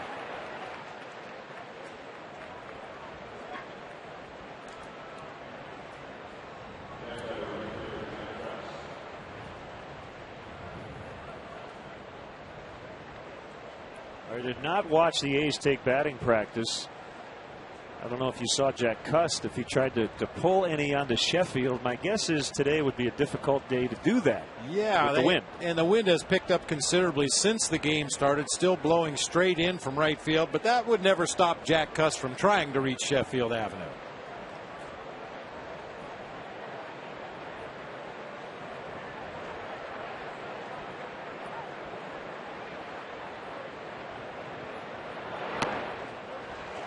Swing and a miss on a changeup.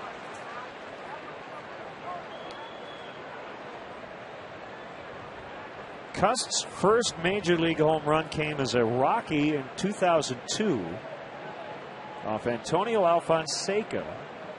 Tied the Cubs in the 9th here at Wrigley Field. It was August 2nd of 2002. The Cubs eventually won the game in 12 innings.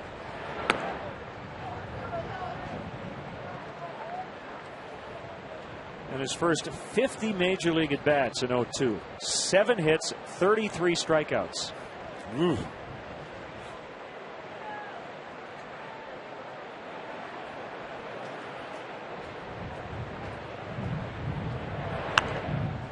Well, since that time, he's developed a much better eye at the plate. He's much more aware of pitches he can and cannot handle. He's still going to strike out a boatload, but he'll also take his share of walks. How many 3-2 counts has he had in this series alone? He was quoted in Sports Illustrated once saying, quote, "I don't know what OPS is. I just know it's a good stat for me." Indeed. Walks and homers. That'll help that on base plus slugging. 2-2.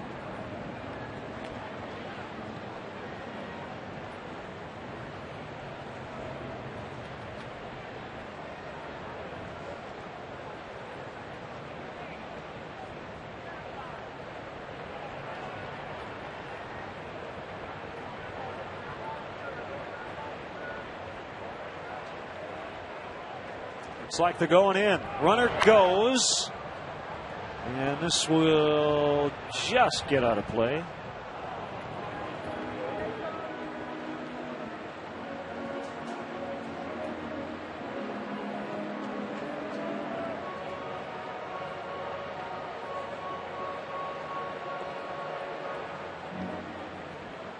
I think the A's were hoping Jake Fox could kind of be the right-handed version of what Jack Cust has brought them the last several years. Jake ended up getting cut recently from their roster.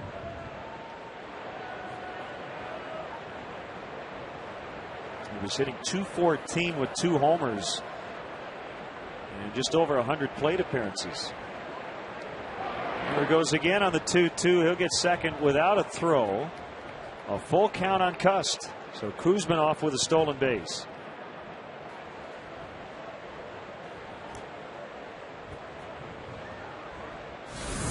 Kuzminoff's first stolen base in over a year. Well, it's too bad that pitch was in the dirt because Kuzminoff did not get a good jump at first. He was very slow breaking for second base, but the Randy Wells pitch bounced in the dirt. Gio had to go down to block. Swing and a miss on a changeup to end the inning. They strand a runner in scoring position.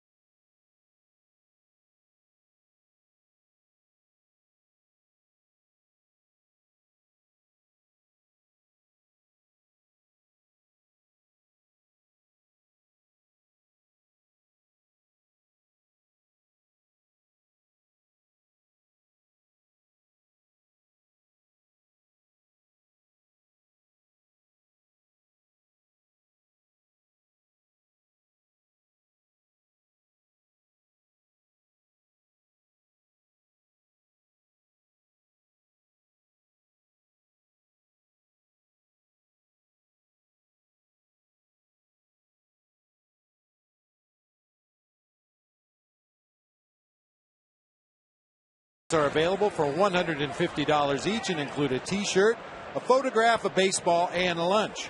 All proceeds benefit Chicago Cubs charities. To purchase tickets, visit Cubs.com.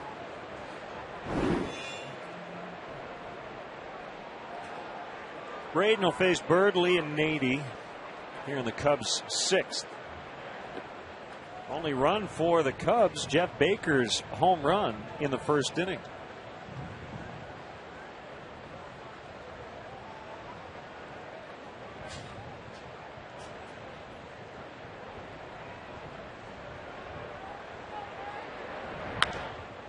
smacked the other way, but right at Jack Cuss to reach up and get it.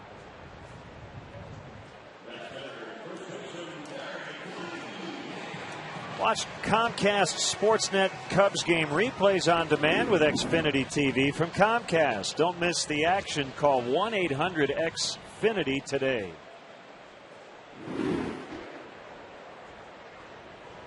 The Angels will limp in here tomorrow. Boy, they are really banged up on their infield in particular. Henry Morales done for the year after the broken leg. In that game-ending celebration, he hit the walk-off grand slam back in late May.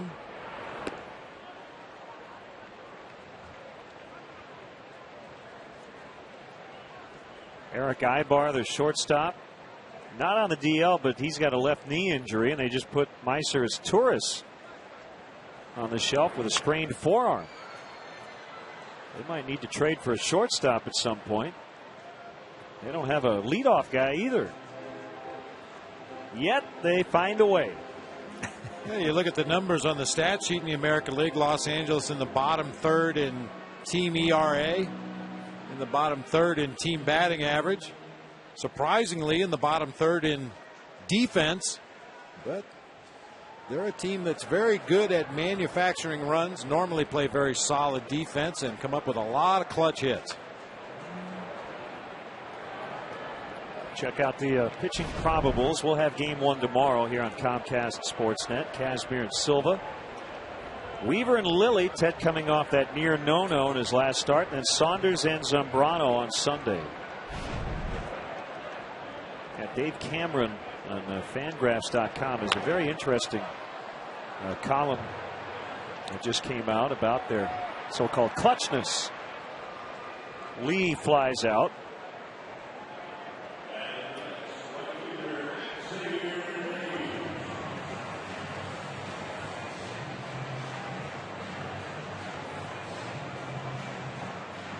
It's Nady with 2 outs.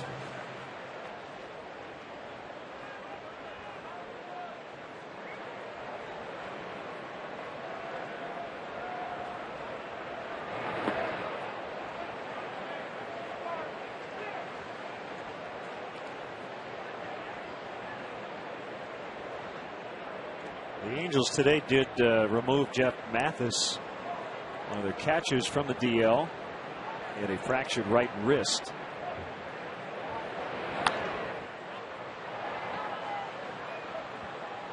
Thinking back to spring training, the Angels kind of had that two-headed monster behind the plate with Mathis and Napoli. Napoli, the offensive part of the platoon behind the plate. Mathis, a strong defender. I'm sure they're glad to have Mathis back. Yeah, Napoli has played first with Morales out. Just kind of trying to mix and match.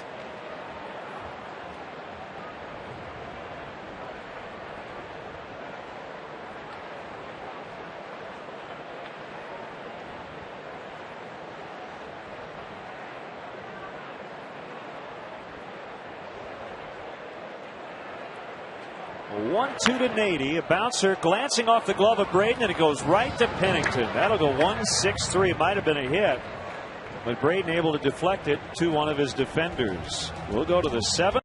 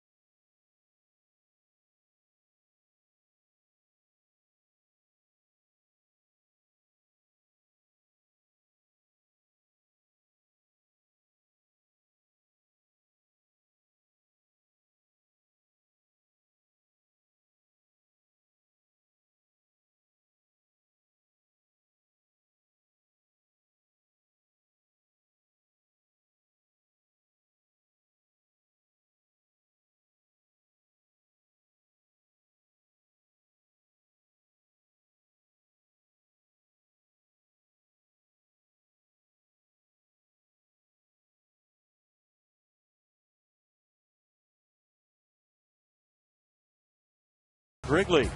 And at 6, young phenom Steven Strasburg will lead the Nationals against the White Sox in D.C. Cubs, Angels, and White Sox Nationals beginning tomorrow at 12:30 right here on Comcast Sportsnet, fans' best friend.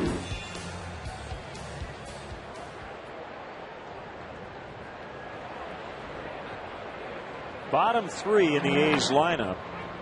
A strike on Mark Ellis. Well, starting pitcher still in there. We'll see what Bob Guerin does with Braden due up third in this inning. 1 ball, 1 strike.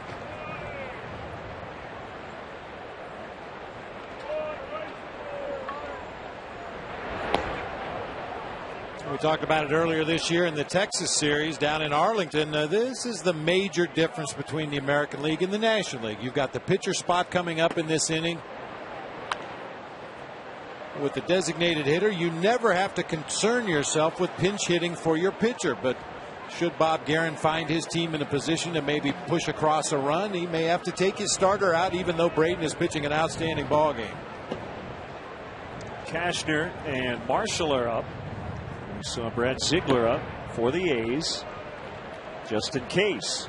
Now, Braden has been much more efficient than Wells. Braden with just 83 pitches through 6. Wells nearing 110. And a deep fly ball to left. Mark Ellis got all of it. Middle of the bleachers, 2-1 A's. Just his second homer of the season. It made a loud sound off the bat. Of all the hitters in his A's lineup today, Mark Ellis has had the best beat on Randy Wells. He singled his first at bat, a deep fly ball to center back in the 5th inning, and then this knee-high fastball on the inside corner. He drops the barrel of the bat on it. It did make a loud noise.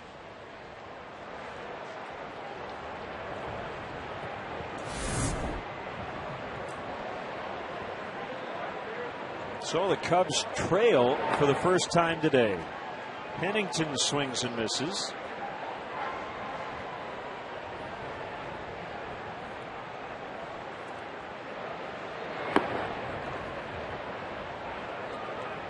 Cubs legend Ron Santo will conduct the stretch.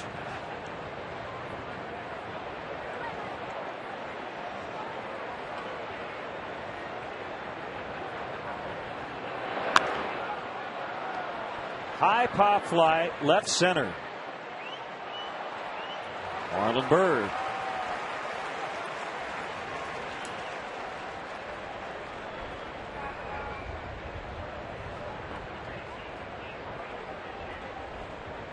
That will be it for Braden as Gabe Gross is going to bat. Soriano at the last second said, go ahead, Marlon. That's the way it should be. Go after it until you hear that center fielder call you off. And that time Soriano had a beat on it, was ready to make the catch. And at the last instant, he heard Marlon Byrd call for it and gave way. So even with the lead, Bob Guerin deciding to go with Gabe Gross. And again, remember Braden had a little forearm stiffness and was pushed back a couple of days. So I'm guessing the A's don't want to push him too much. So they'll leave it up to their bullpen the rest of the way. And along those lines, the A's have not had a save opportunity over their last 9 consecutive games. So they're going to have one today. Going into the bottom of the 7th at least. And we documented Dallas Braden's struggle since the perfect game. And the manager's always looking at the big picture. Yeah, sure, it would be easy to send Braden back out there again. He hasn't lost any effectiveness as this game has gone on. If anything, he's gotten better. But you take a positive outing, especially after the Mark Ellis home run. It gives him a lead in this ball game and a chance to pick up a victory.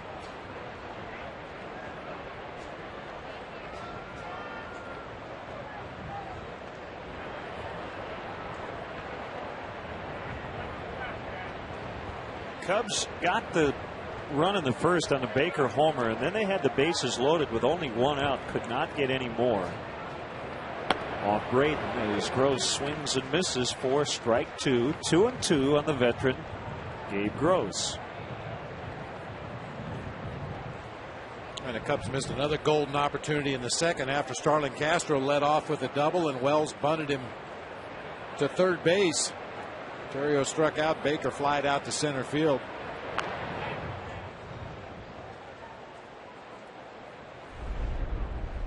Well, when you throw a perfect game, it doesn't necessarily mean that you're going to be really good after that. Mark Burley, perfect, and then after that, really high ERA. Dallas Braden actually had a complete game loss in his next outing, but without a win since Mother's Day.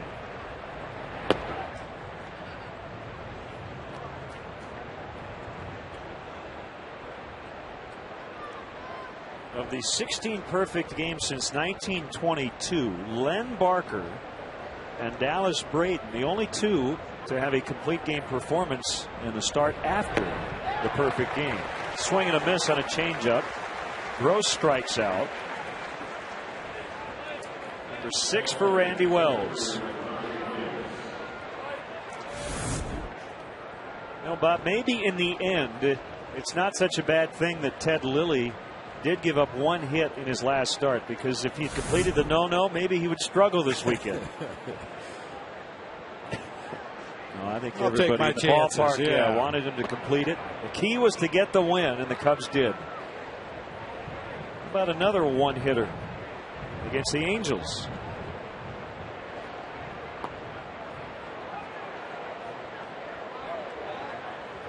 Well, you don't get many chances to go into the ninth without allowing a hit. Ted had everything working Sunday night. For a lot of pitchers, they have trouble getting into the second inning without allowing a hit.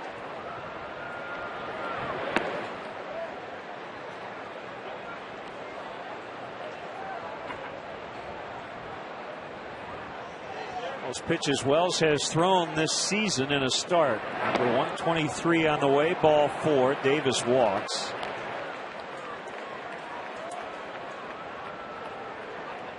That is a first walk given up by Wells, and it might be the only.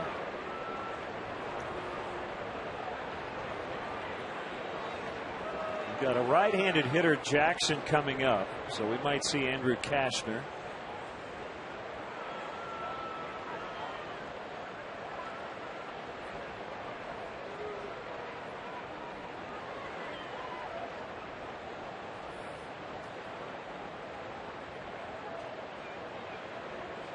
Who's going to give him one more batter?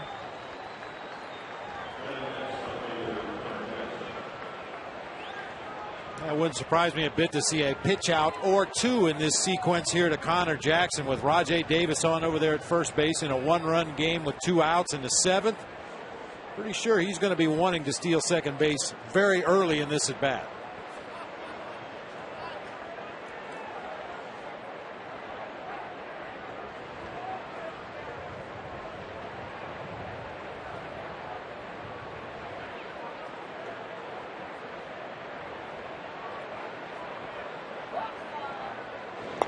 This is the only game going on at the moment in the majors. 3 finals from earlier, as we mentioned. Reds over the Dodgers. Tigers beat the Nationals. Ubaldo Jimenez got his 13th win as Colorado beat Minnesota 5-1. Everything else is later tonight.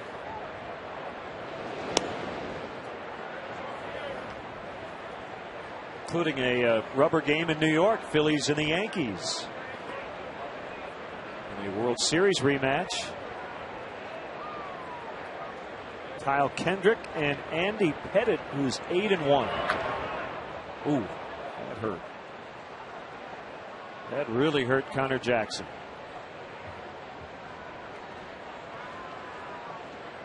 That's been the pattern throughout the afternoon for Randy Wells against Connor Jackson. Just keep pounding it in there on his hands, and that time Jackson fouled it off of one of his lower extremities there. Looked like maybe his right knee.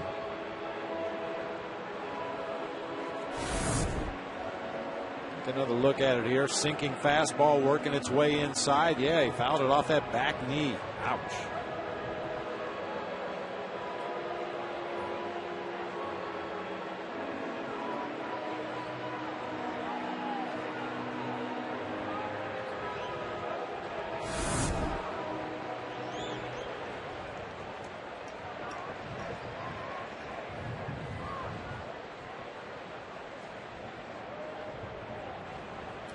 Well, the good news is jumping ahead in the count 0-1 now gives you the option of pitching out a couple times in this at bat if you feel like Davis is going to run. This is a pickoff attempt at first.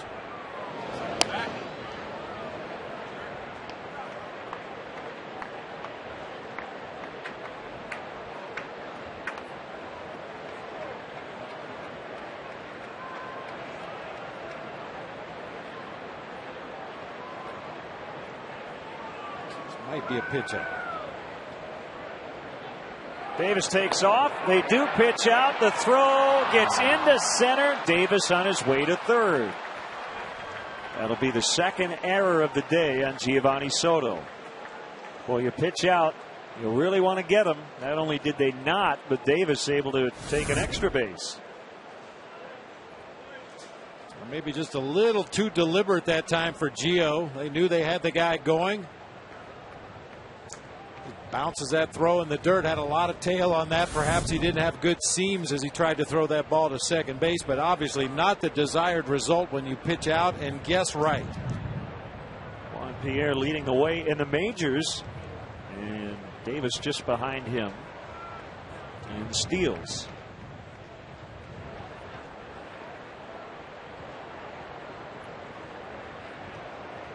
Meanwhile, 1-1 on Jackson.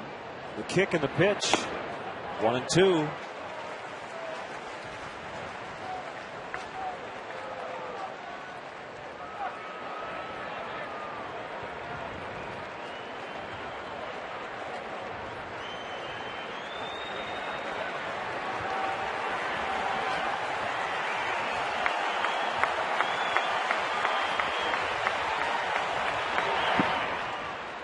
Blocked by Gio.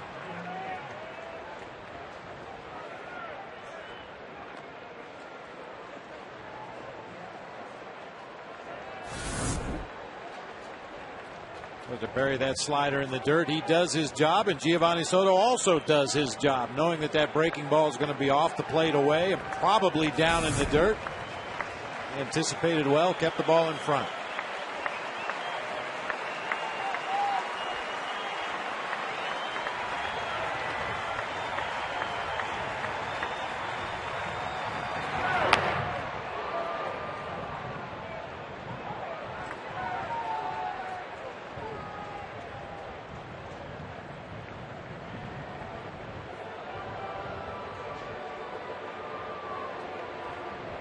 Well, stretching it out today. Coming off an extra day of rest. Cubs have another off day coming up on Monday before they head to Seattle. It'll be the final off day before the first half ends.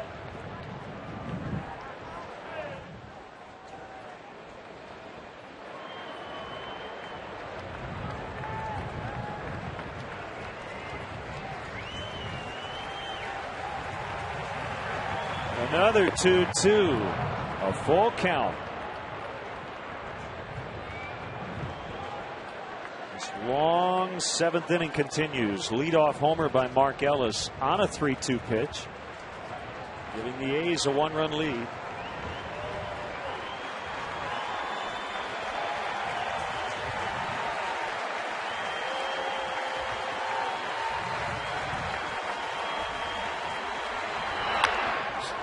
Pop up on the infield.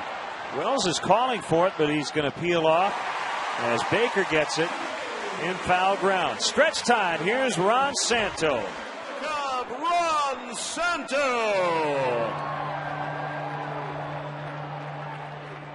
Cub fans, now let me hear you today loud and clear. A 1, a 2, a 3. Take me out to the ball game. Take me out to the crowd. Buy me some peanuts and Cracker Jack. I don't care if I ever get back, for it's root for the Cubs. If they don't win, it's a shame. For it at the old ball game. Let's get some run. All right.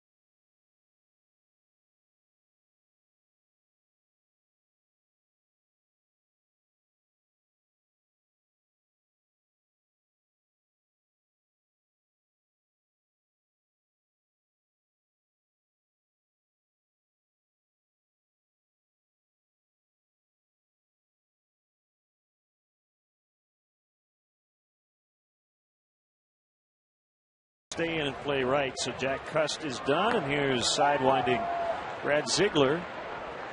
Second appearance of the series.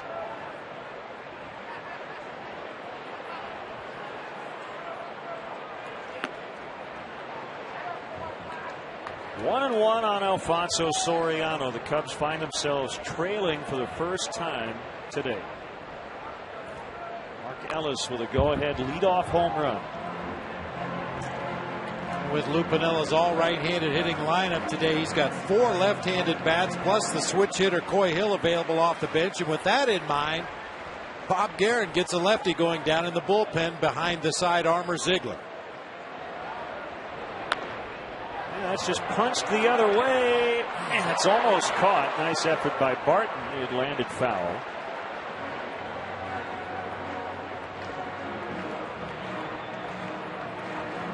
Every move you make as a manager, you have to think, what is the effect going to be in the other dugout? What are they likely to do if I make a pitching change? And then anticipate what the other manager might do and be prepared. And that's why we see a lefty warming up right now for the A's.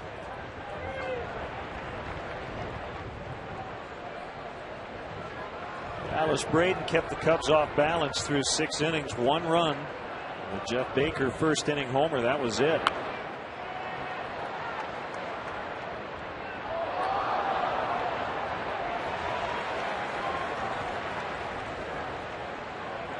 Craig Breslow.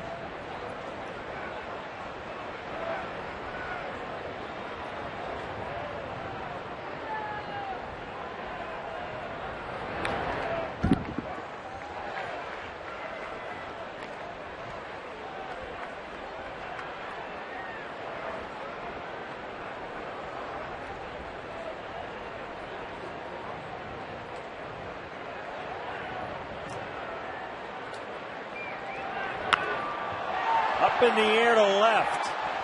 Way up there, in fact. Jackson in the corner makes the catch. It kept carrying right off the bat. I didn't think it would carry as far as it did, but it got all the way to the warning track.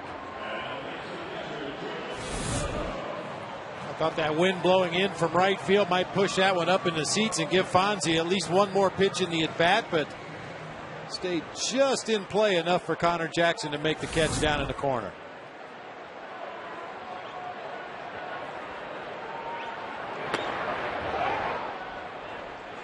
One strike on Giovanni Soto. The A's are 28-0 when they lead after 7.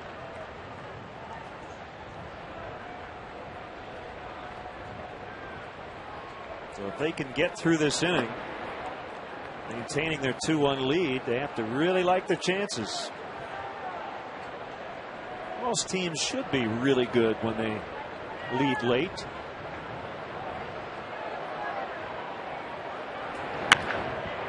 Line shot into left. Soto's going to have to settle with a single.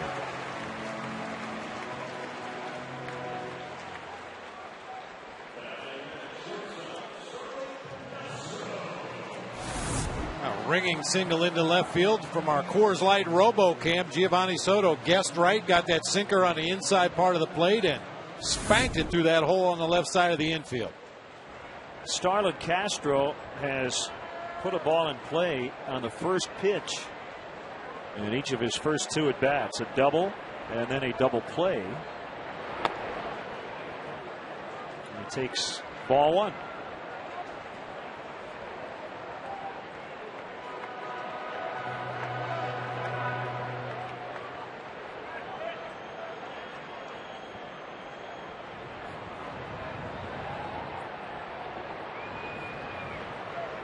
Kick and the 1-0 outside corner. So we see left-hand hitting Tyler Colvin has moved out into the on-deck circle. He faced Ziegler in the first game of this series and went deep in the 8th inning, a solo home run.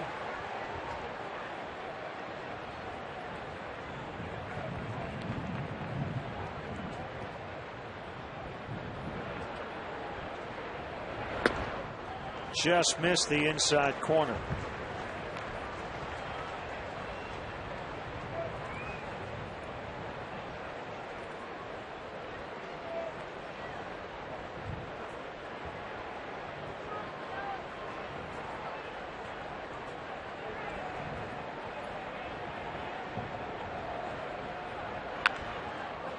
Shot foul. 2-2. Brad Ziegler, 6'4", 212, born in Pratt, Kansas. Nice signing by the A's, minor league free agent in 2004.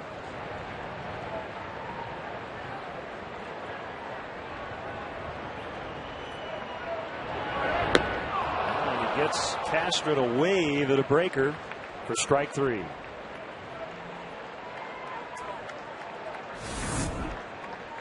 Big sweeping sidearm slider started on the outer third, continued to move off the plate away. See Castro way out front, trying to extend his swing and keep that bat in the hitting zone as long as possible, but just too far out front. And with Tyler Colvin announced, Bob Guerin probably going to go with the lefty Breslow, who's already making his way into the game. So we'll have the Lexus pursuing perfection call to the pen. A runner.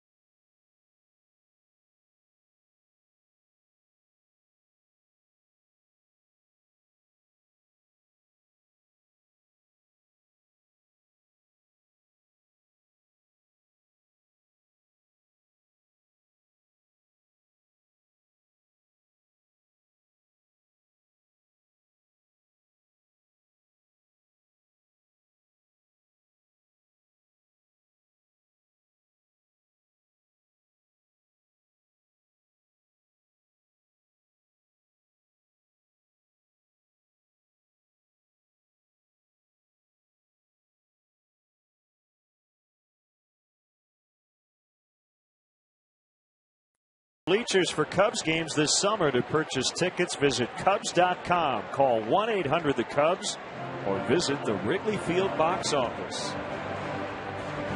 Lefty against lefty, Craig Breslow has been nasty against left-handed hitters. 48 plate appearances, only 6 hits allowed. It turns into a 140 batting average against. Tyler Colvin's been okay against lefties, a lot better against righties. Bob Guerin going with the matchup after Lou was trying to do the same.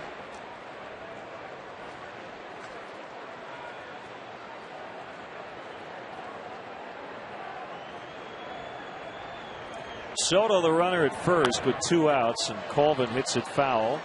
Yeah, really, Len, this is the one big drawback to loading your lineup with all right-handed hitters and having an all left-handed bench. You kind of get hamstrung a little bit in these situations, especially when the opposing manager has a balanced bullpen, as Bob Guerin does. 3 lefties and 4 righties, and all you have available are left-handed bats off the bench.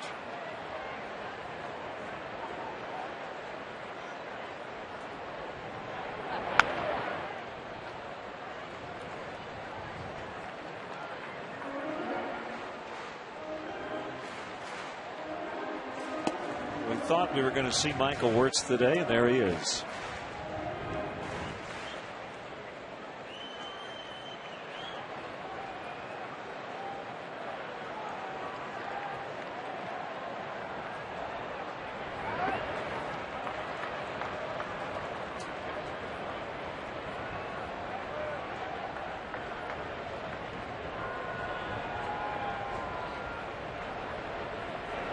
Oslo struck out Jeff Baker on a Tuesday night. Only batter he faced. Swing and a miss. A high fastball gets the pinch hitter Colvin. We'll head to the 8th. It's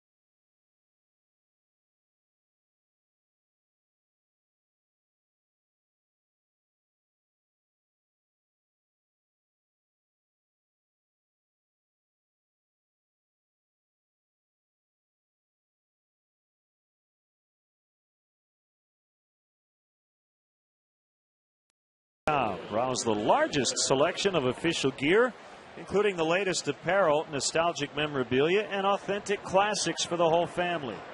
Get your gear from the official source, the Cubs.com shop. Accept no substitutes. Here's right-hander Andrew Kashner.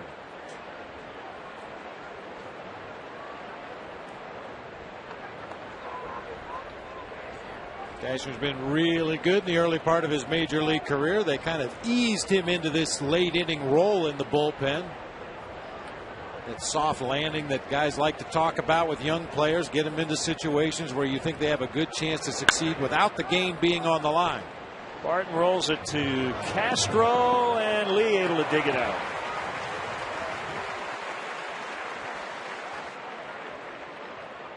Andrew was pumped up on Saturday against the White Sox. Had to work out of a jam. Bases loaded, and got out of it with a 1-2-3 double play.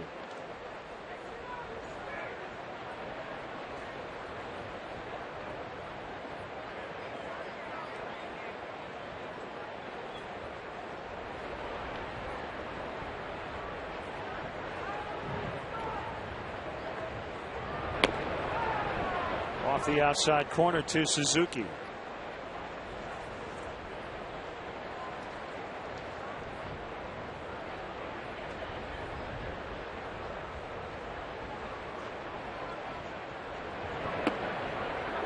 A little bit low. How much of an adjustment is there for a pitcher like Cashner with the strike zone coming up from the minor leagues to the big leagues? Is it that noticeable? Well, I think it is noticeable. I mean, the umpiring is a little different in the minor leagues as well. The strike zone tends to change a lot more from day to day than it will up here at the major league level. But for a guy like Cashner, who's a power pitcher, he's not a nibbler. He doesn't try to pick at the corners. I don't think it affects him as much as it might other guys who are more finesse style pitchers.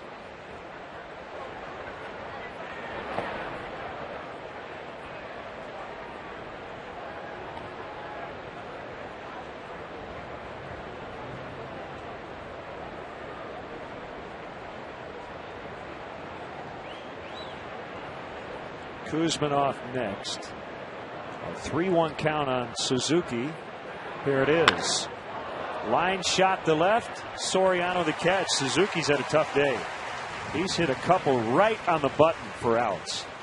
Actually, 3 of his 4 at bats, he squared the ball up pretty good. The only non-productive out was a little pop up to Derek Lee at first base, but everything else has been hit right on the button. Hang with him.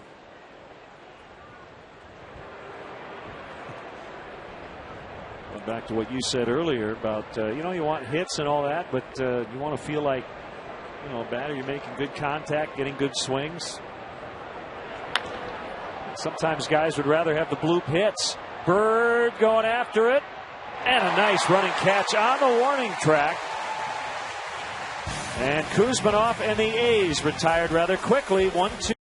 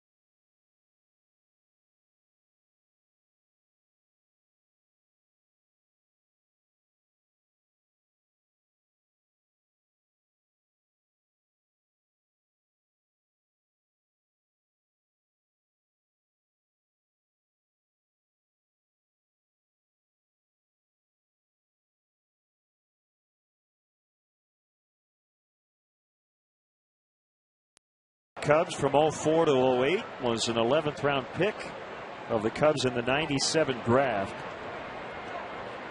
And in a setup role here in front of Andrew Bailey as Ryan Theriot hits the first pitch on the ground to second. And is thrown out by Mark Ellis, who gave the A's the lead with a homer in the 7th. Michael started the year on the DL with right shoulder tendonitis, missed the first month. Still trying to put it together here early on this season. Last year, his best year by far. Had a 2.63 ERA. Led all American League relievers with 102 strikeouts. And Bob, if you look at his career numbers, Wirtz is usually a lot better in the second half than he is in the first. Well, he had a great year last year for the A's. You mentioned the strikeouts. 102 for Michael Wirtz. Only Jonathan Broxton, the big power pitcher for the Los Angeles Dodgers, had more out of the bullpen. He had 114. Facing pinch hitter Kosuke Fukudome. He bats for Jeff Baker. And you might say, well, what about Baker? He hit a home run in the first inning. Well, that's true, but he has only one hit against right-handers all season. Yeah, there you see it. Michael with an ERA about a run and a half better in the second half than the first.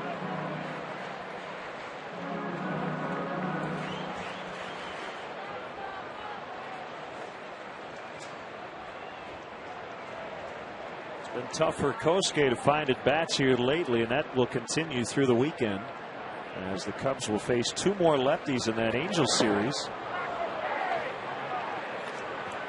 1-2 the count.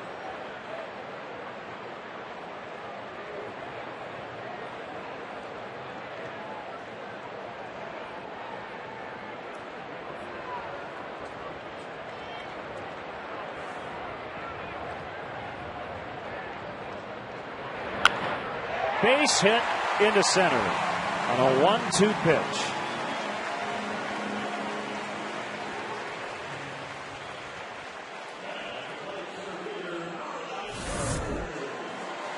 Kosuke sends it right back where it came from. Looked like one of those cement mixer sliders. It just never really took the break. Spun up there in the middle of the plate. Kosuke sent it right back up the middle of the field.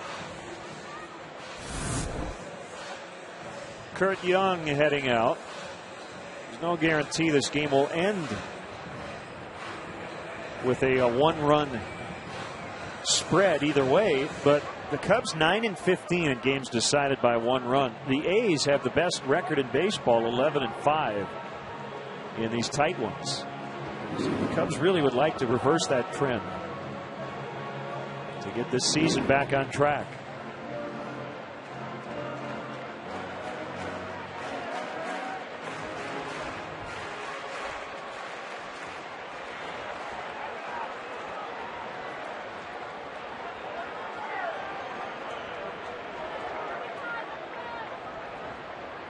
Kick and the pitch to Marlon Byrd. Ground ball. Kuzmanov just able to knock it down. An infield hit for Marlon. His second hit. 2 on for Derek Lee. A foot one way or the other, that might have been a double play. They say football is a game of inches. I think baseball is a game of millimeters from time to time. Kuzmanov, a very good defender down there at third base, had to leave his feet, could only knock it down. Cubs have it cooking here for D. Lee. And the closer, Bailey, really cranking it up in the bullpen. Again, they have not been in this spot a lot lately. Save chances late. So Bob Guerin may go to his closer here in the 8th. For now, Wirtz gets Derek Lee.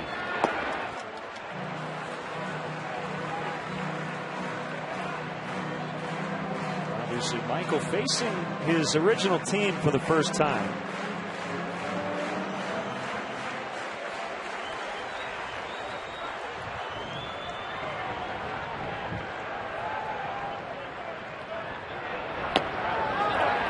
There'll be a few nerves, you would think, for Wirtz. He said spent the first 2 games staring at Derek Lee's backside from the bullpen.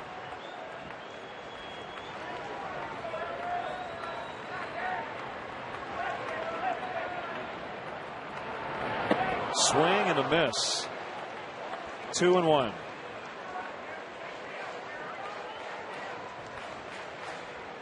Austin, Minnesota native. Made his big league debut in 2004 for the Cubs and was sent to the A's prior to spring training last year for a couple of minor leaguers.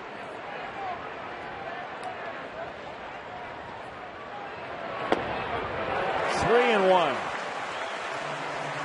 The thing about Michael Wirtz, even in a 3-1 count, normally a good hitter's count, a fastball count, no guarantee you're going to get a heater in this situation.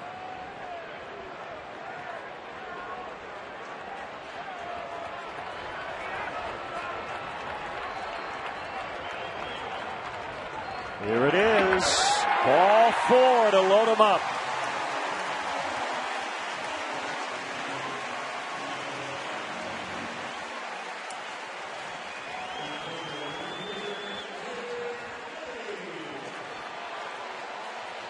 And that's going to be it. He's going to go with a closer with the bases loaded here in the 8th.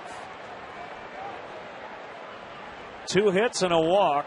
3 on with 1 out. Alfonso Soriano, Xavier Nady due up. We'll see if he'll take this at bat. And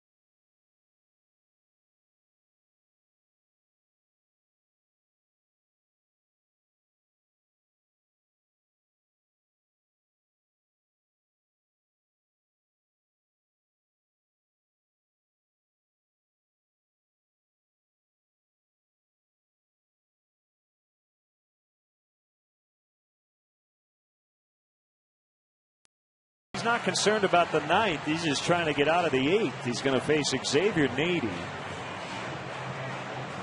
Interesting, Bob Guerin did not double switch.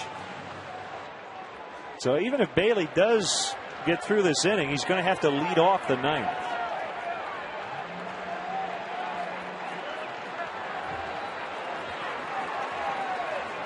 A's in double play depth. Here's the pitch to Nady. Swing and a miss. And now Carlos Marmol has gotten up in the Cubs pen.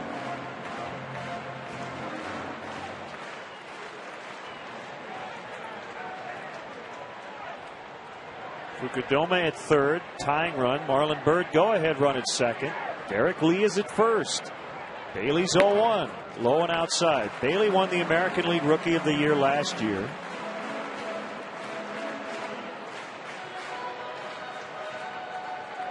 It was after being a spring training non-roster invitee. He was an all-star as well, 26 saves in 09. Good 4-seam fastball in the mid to upper 90s. Has a cut fastball in the low 90s to go along with a curveball. This is a 96-mile-an-hour 4-seam fastball off the plate inside. Big swing by Nady, only able to foul it back off the mask of Brian Knight.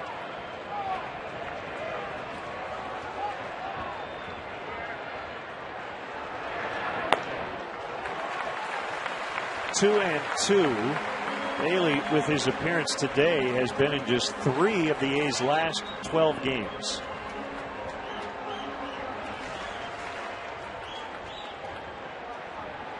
Did throw an inning in the first game of the series, gave up 1 base hit, struck out a couple of Cubs batters. A drive to right. Gross is going to make the catch. Tying run is in. The throw is going to go towards second. Sac fly, Xavier Nady, 2-2.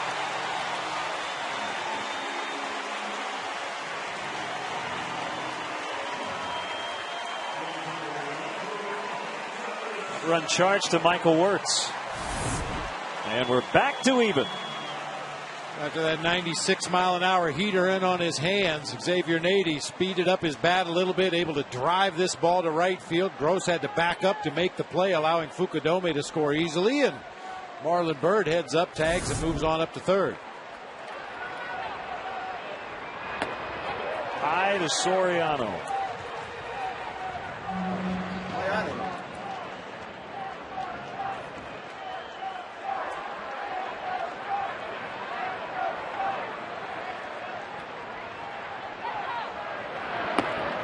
A strike, 95 on the gun. Let's see if the Cubs can get the lead and hand the ball to the closer in the ninth.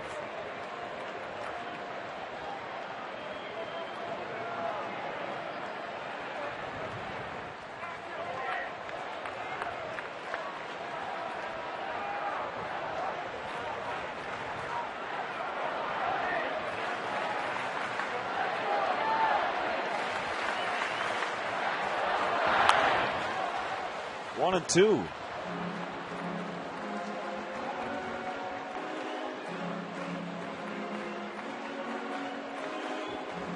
Pinch hitter Kosuke Fukudome getting this rally started with one out, singling into center. Cubs will put two more on before Xavier Nady will knock him in with a sacrifice fly.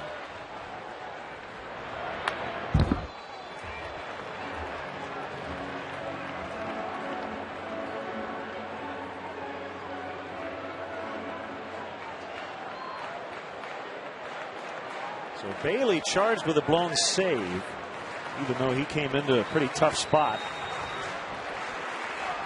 Third blown save of the year. Another 1-2, a swing and a miss. So we'll head to the ninth. We'll see what Bob Guerin does, because Bailey is due to lead off.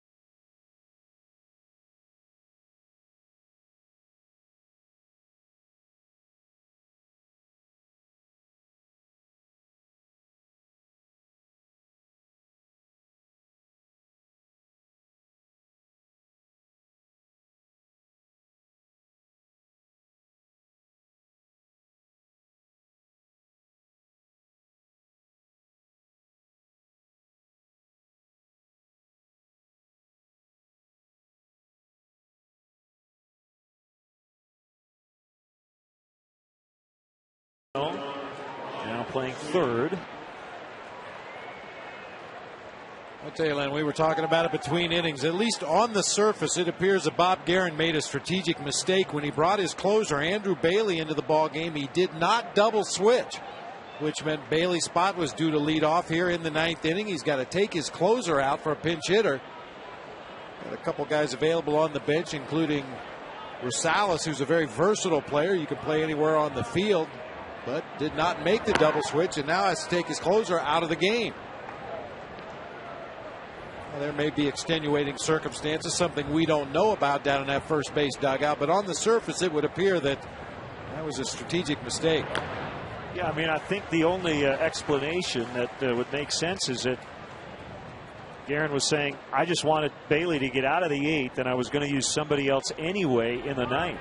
That's really the only plausible explanation. At any rate, it is Ryan Sweeney, and he slices it in the left, and that's a base hit. Leadoff single for the pinch hitter, Sweeney.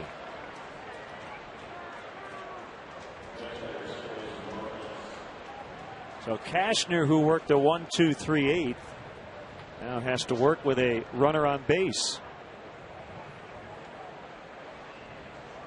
That's Jerry Blevins up in the bullpen. Had a little interesting media exchange with Carlos Zambrano, who basically said Blevins was lucky to get him out the other night.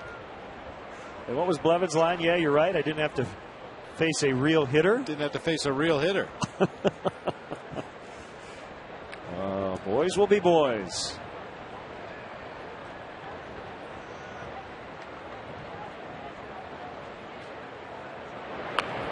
Ellis bunts. And Derek lets it roll foul. It went through his legs before it went foul. Ooh.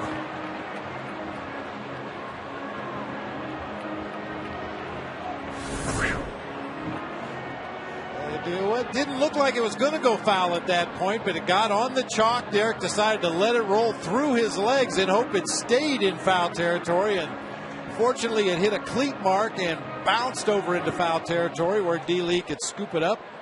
It's just strike one.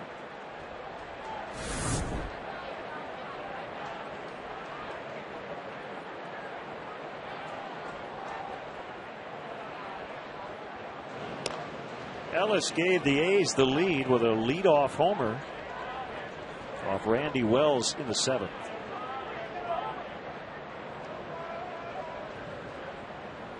Might get an opportunity to see what kind of defender Andrew Cashner is in this sack bunt situation.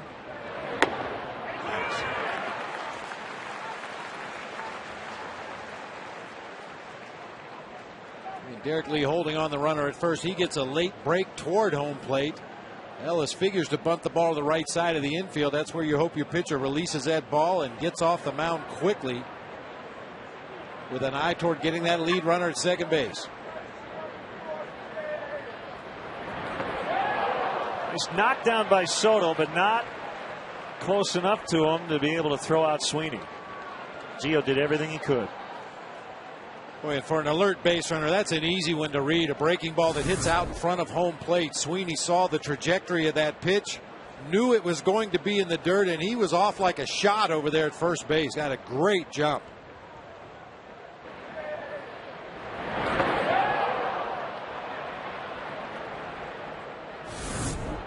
One and two on Ellis, who now will try to get Sweeney to third, and he's going to do it on a high chopper to Derek Lee, who steps on first. Hindsight's 20/20. I'm sure Derek now thinking, man, I should have just fielded that bunt and tagged him out, but can't go back now. And Ellis really did his job, didn't he? Yeah, he really did. I mean, tried to put down a couple of bunts. Gets to a 2-strike count with a runner at second base, and that is a swing designed to generate a ground ball or something to the right side of the infield. Successfully gets his job done, moves that runner up to third base. Lou's going to make a change, and it will be the closer Marmol to try to keep this game tied. It's a good move. Carlos misses a lot of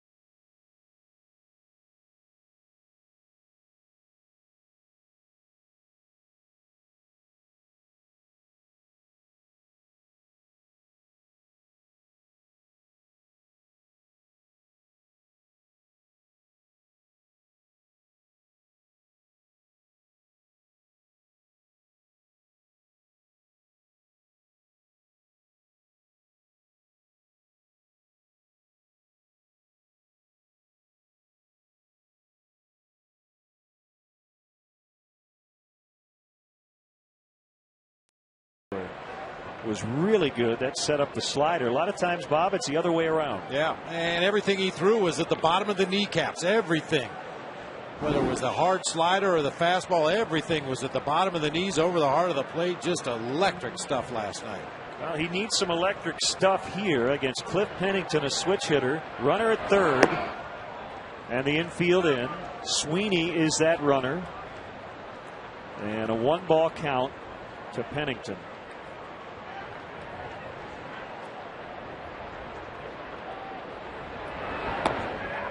Ball 2. And another slider. Pennington struck out swinging to end the game last night against Marmol.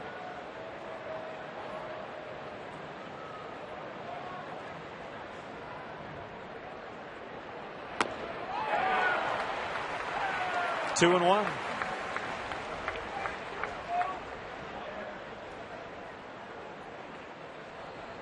You have to think Pennington thought, he's got to throw me a fastball at some point, but he didn't. And he might not hear.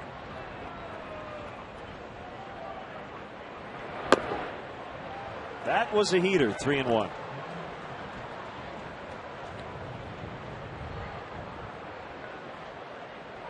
Now this is why Marmol's so good. Pennington's in a 3-1 count and his head's probably spinning.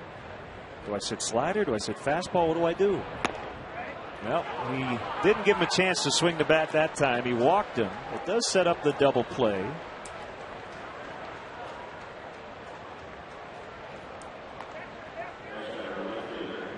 Yeah, not the worst thing that can happen right there to Carlos Marmol. I don't think he meant to walk Pennington, but it does set up a potential inning-ending double play here if he can get a ground ball at one of his defenders.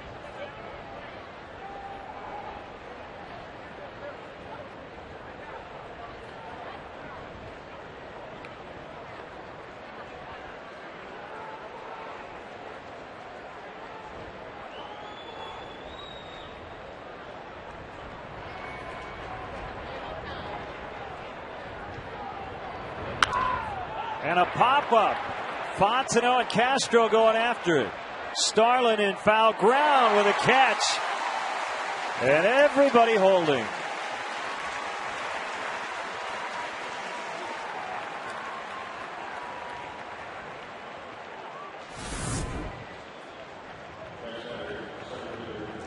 Castro crosses that foul line right in front of the Cubs bullpen to make the running catch. Sweeney, as soon as he saw that ball in foul territory, he should have been tagged up. There's nowhere to go, no reason to go halfway on a foul fly ball. If Starlin Castro would happen to catch that ball and fall down or slide underneath the bench down in that Cubs dugout, he would have a chance to tag and score. No reason to be halfway on that ball. Slider just outside on Rajay Davis. On 3 times today. A couple of hits and a walk. The 1-0. A bouncer charged by Fontenot, and Marmol gets out of it. Well, he didn't strike anybody out, but he got some weak contact, and we'll go to the bottom of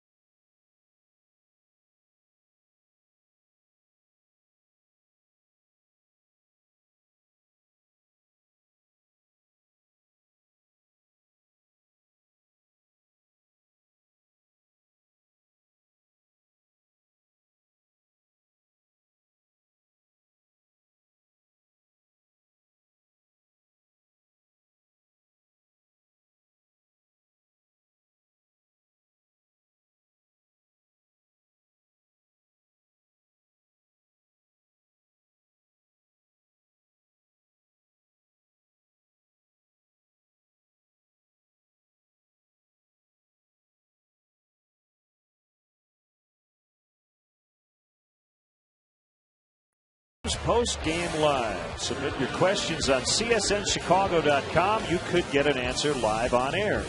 Don't miss Sylvania Cubs post game live immediately following the game right here on Comcast Sportsnet. Fans' best friend. Ryan Sweeney stays in to play right. So Gabe Gross is out. And Jerry Blevins, former Cubs farmhand, will be the 6th A's pitcher. This is Giovanni Soto. It takes ball 1 outside.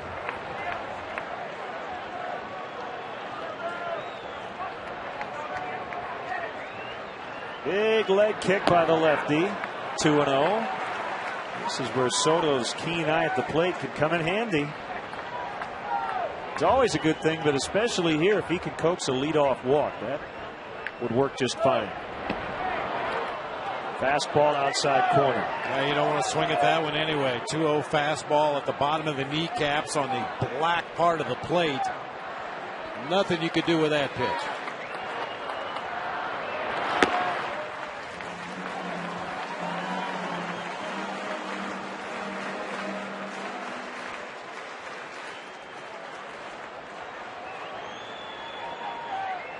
The 3-1 on the way. Big swing. Soto trying to end it right there as he hit it foul.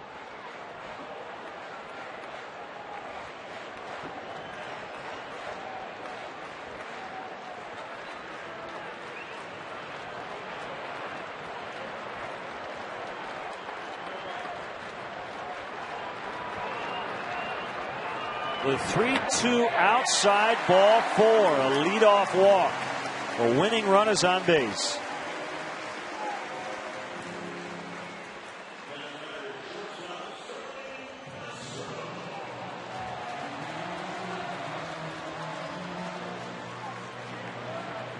Starlin Castro.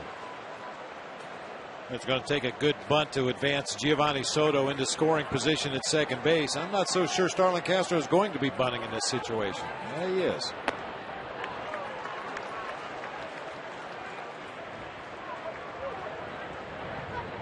Sometimes it's more than just the ability of the batter at the plate to get a bunt down. What kind of speed do you have at first base? What kind of defenders do the other teams have on the corner? What kind of defender is the pitcher? You can see Lou trying to coax Giovanni Soto into getting a bigger lead over there at first base.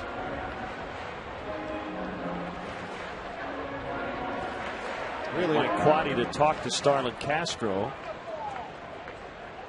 I think you're right.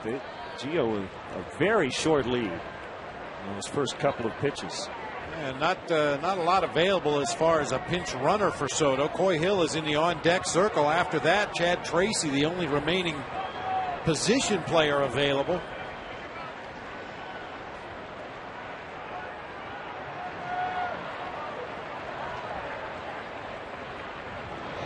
Throw over by Blevins. I know Gio doesn't want to get too adventurous and take a risk of getting picked off over there at first base, but from that lead he had on that pitch, he could stick his tongue out and get back to the base. He'll get off there a little bit further. Well, Gene Simmons might be able to. There's the bunt. Nice. And it'll go 3-4 on the sacrifice. 2 shots to win it. And that same motion we saw from Lou Piniella trying to coax Soto off the bag at first. We're probably going to see it again at second base. They're going to want Gio not so much to get a big primary lead, but make sure he really bounces off that base as the pitch is delivered. From our Coors Light RoboCam, nice job by the youngster Starlin Castro. They will intentionally walk Hill. They set up Forrest at second and third. And Ryan Theriot on deck.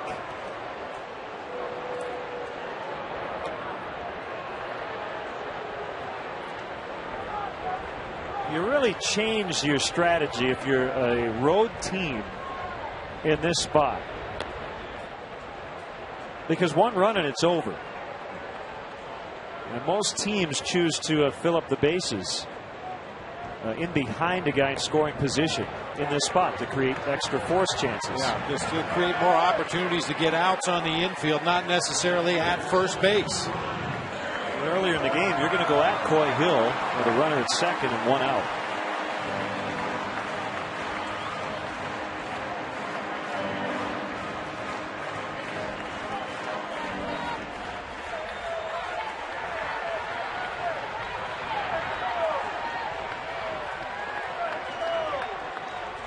Quiet series for Terrio, trying to end it with a bang.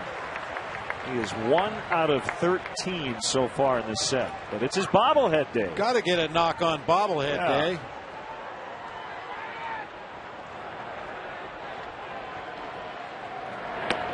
Inside, almost hit him.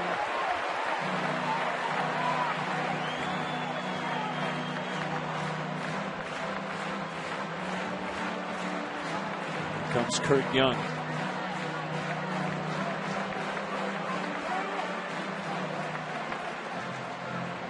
Can't quiet the riot.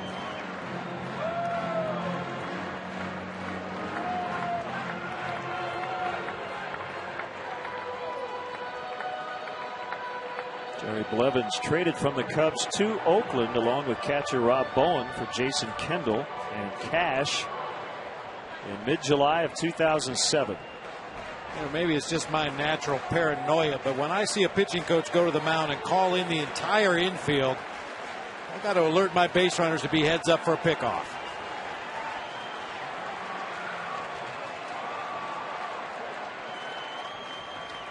A 2-0 on the way. That's right down the middle. 2-1. Couple of catchers on the bases, Soto and Hill.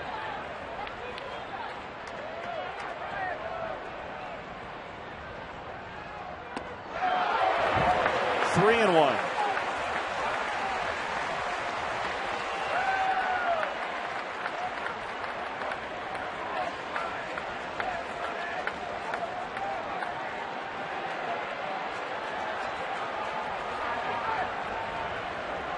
The 3-1 pitch. Ball 4. Here comes Kosuke.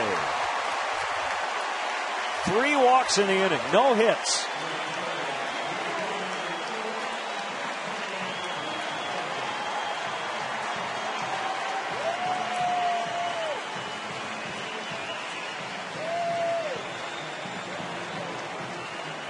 $36,942.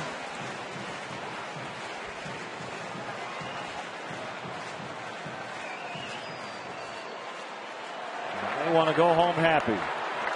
Cornermen in, as you see, double play depth up the middle, although Ellis now sneaking in from the second base position, and actually so is Pennington at short. Ground ball, Cubs win! Kosuke knocks in Soto, and they win it 3-2. What a game for Fukudome. He came in the 8th inning. He tied the game by scoring on the sac fly from Xavier Nady, and he wins it with a hit here in the 9th.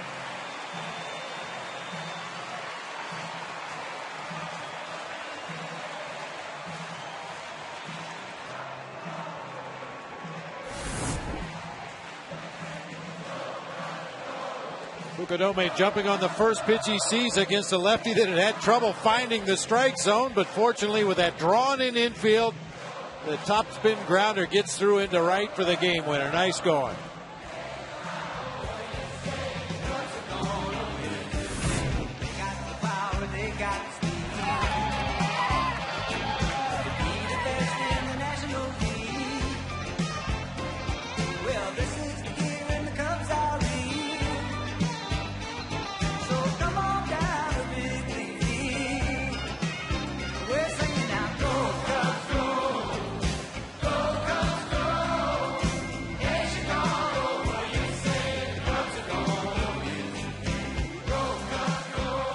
Sent it down to the field. Luke Stuckmeyer. Thank you, Len. First of all, Gio, to get on base, that's the key to getting that winning run in, isn't it? Yeah, I mean, I was just trying to get a pitch that hit the drive, and he fell behind, and I was like, if he throws me a good pitch, I'm swinging, but, it's not bad to, get the leadoff guy at first. Before this game, a lot of guys in the clubhouse were talking about we need to win a series. This is a nice start to get things going with the Angels coming in. Yeah, no doubt. I mean, we've been struggling here and there, but, let's see if we can get some momentum with these two games, Randy Wells had that leadoff double to start the game, but boy, he settled down, and getting through that first inning seemed to be a key for him. Yeah, I mean, he was really solid today. I mean, he was commanding a lot of his pitches, inside, outside. His off speed was there. A lot of credit for Randy today. All right, good luck against the Angels. Appreciate it. Thank you very much. Big game for the Cubs and for Gio and for Randy Wells. We'll send it back up to Len. Luke, thanks. That snaps the A's 46-game winning streak when they led after 7. They were ahead 2-1 today, but gave up the tying run in the 8th and the winning run in the 9th. You like the patient approach in that 9th inning that Gio was talking about. Oh, absolutely. I mean, the walks were good. It got some runners on base, created an opportunity, and, more than anything else, I love those hitters counts. Get yourself in a hitter's count, force that pitcher to throw you something over the plate. And if he doesn't, take the base on balls, let your teammate behind you be the hero. Short day's work, but a very productive one for our GMC player of the game, Kosuke Fukudome, who scored the tying run in the 8th and knocked in the winning run in the 9th. And he needed it, Bob. He has been on the bench more often than not lately. Yeah, that's got to really feel good for Kosuke after the fast start to the season. He slumped somewhat here in the month of June, but bouncing off the bench today to get a couple of hits, including the game winner, has to feel really good for him. So the Cubs win their first series in a while, snapping a 5-series losing streak, and bring on the Angels starting tomorrow afternoon. And that'll wrap up our game coverage. Stay tuned. Sylvania post-game live coming up. The final score in thrilling fashion. The Cubs 3, the A's 2. Our next Cubs telecast, we're right back here tomorrow, 12:30. The pregame live, and Bob and I take over at 1. The Angels make their first ever visit to Wrigley Field. In-game scoring provided by ScorePad, and now for Bob, for Luke, and our entire Comcast Sportsnet crew. This is Len Casper. Let's send it over to our downtown Comcast Sportsnet studios. Gail and Todd are staying.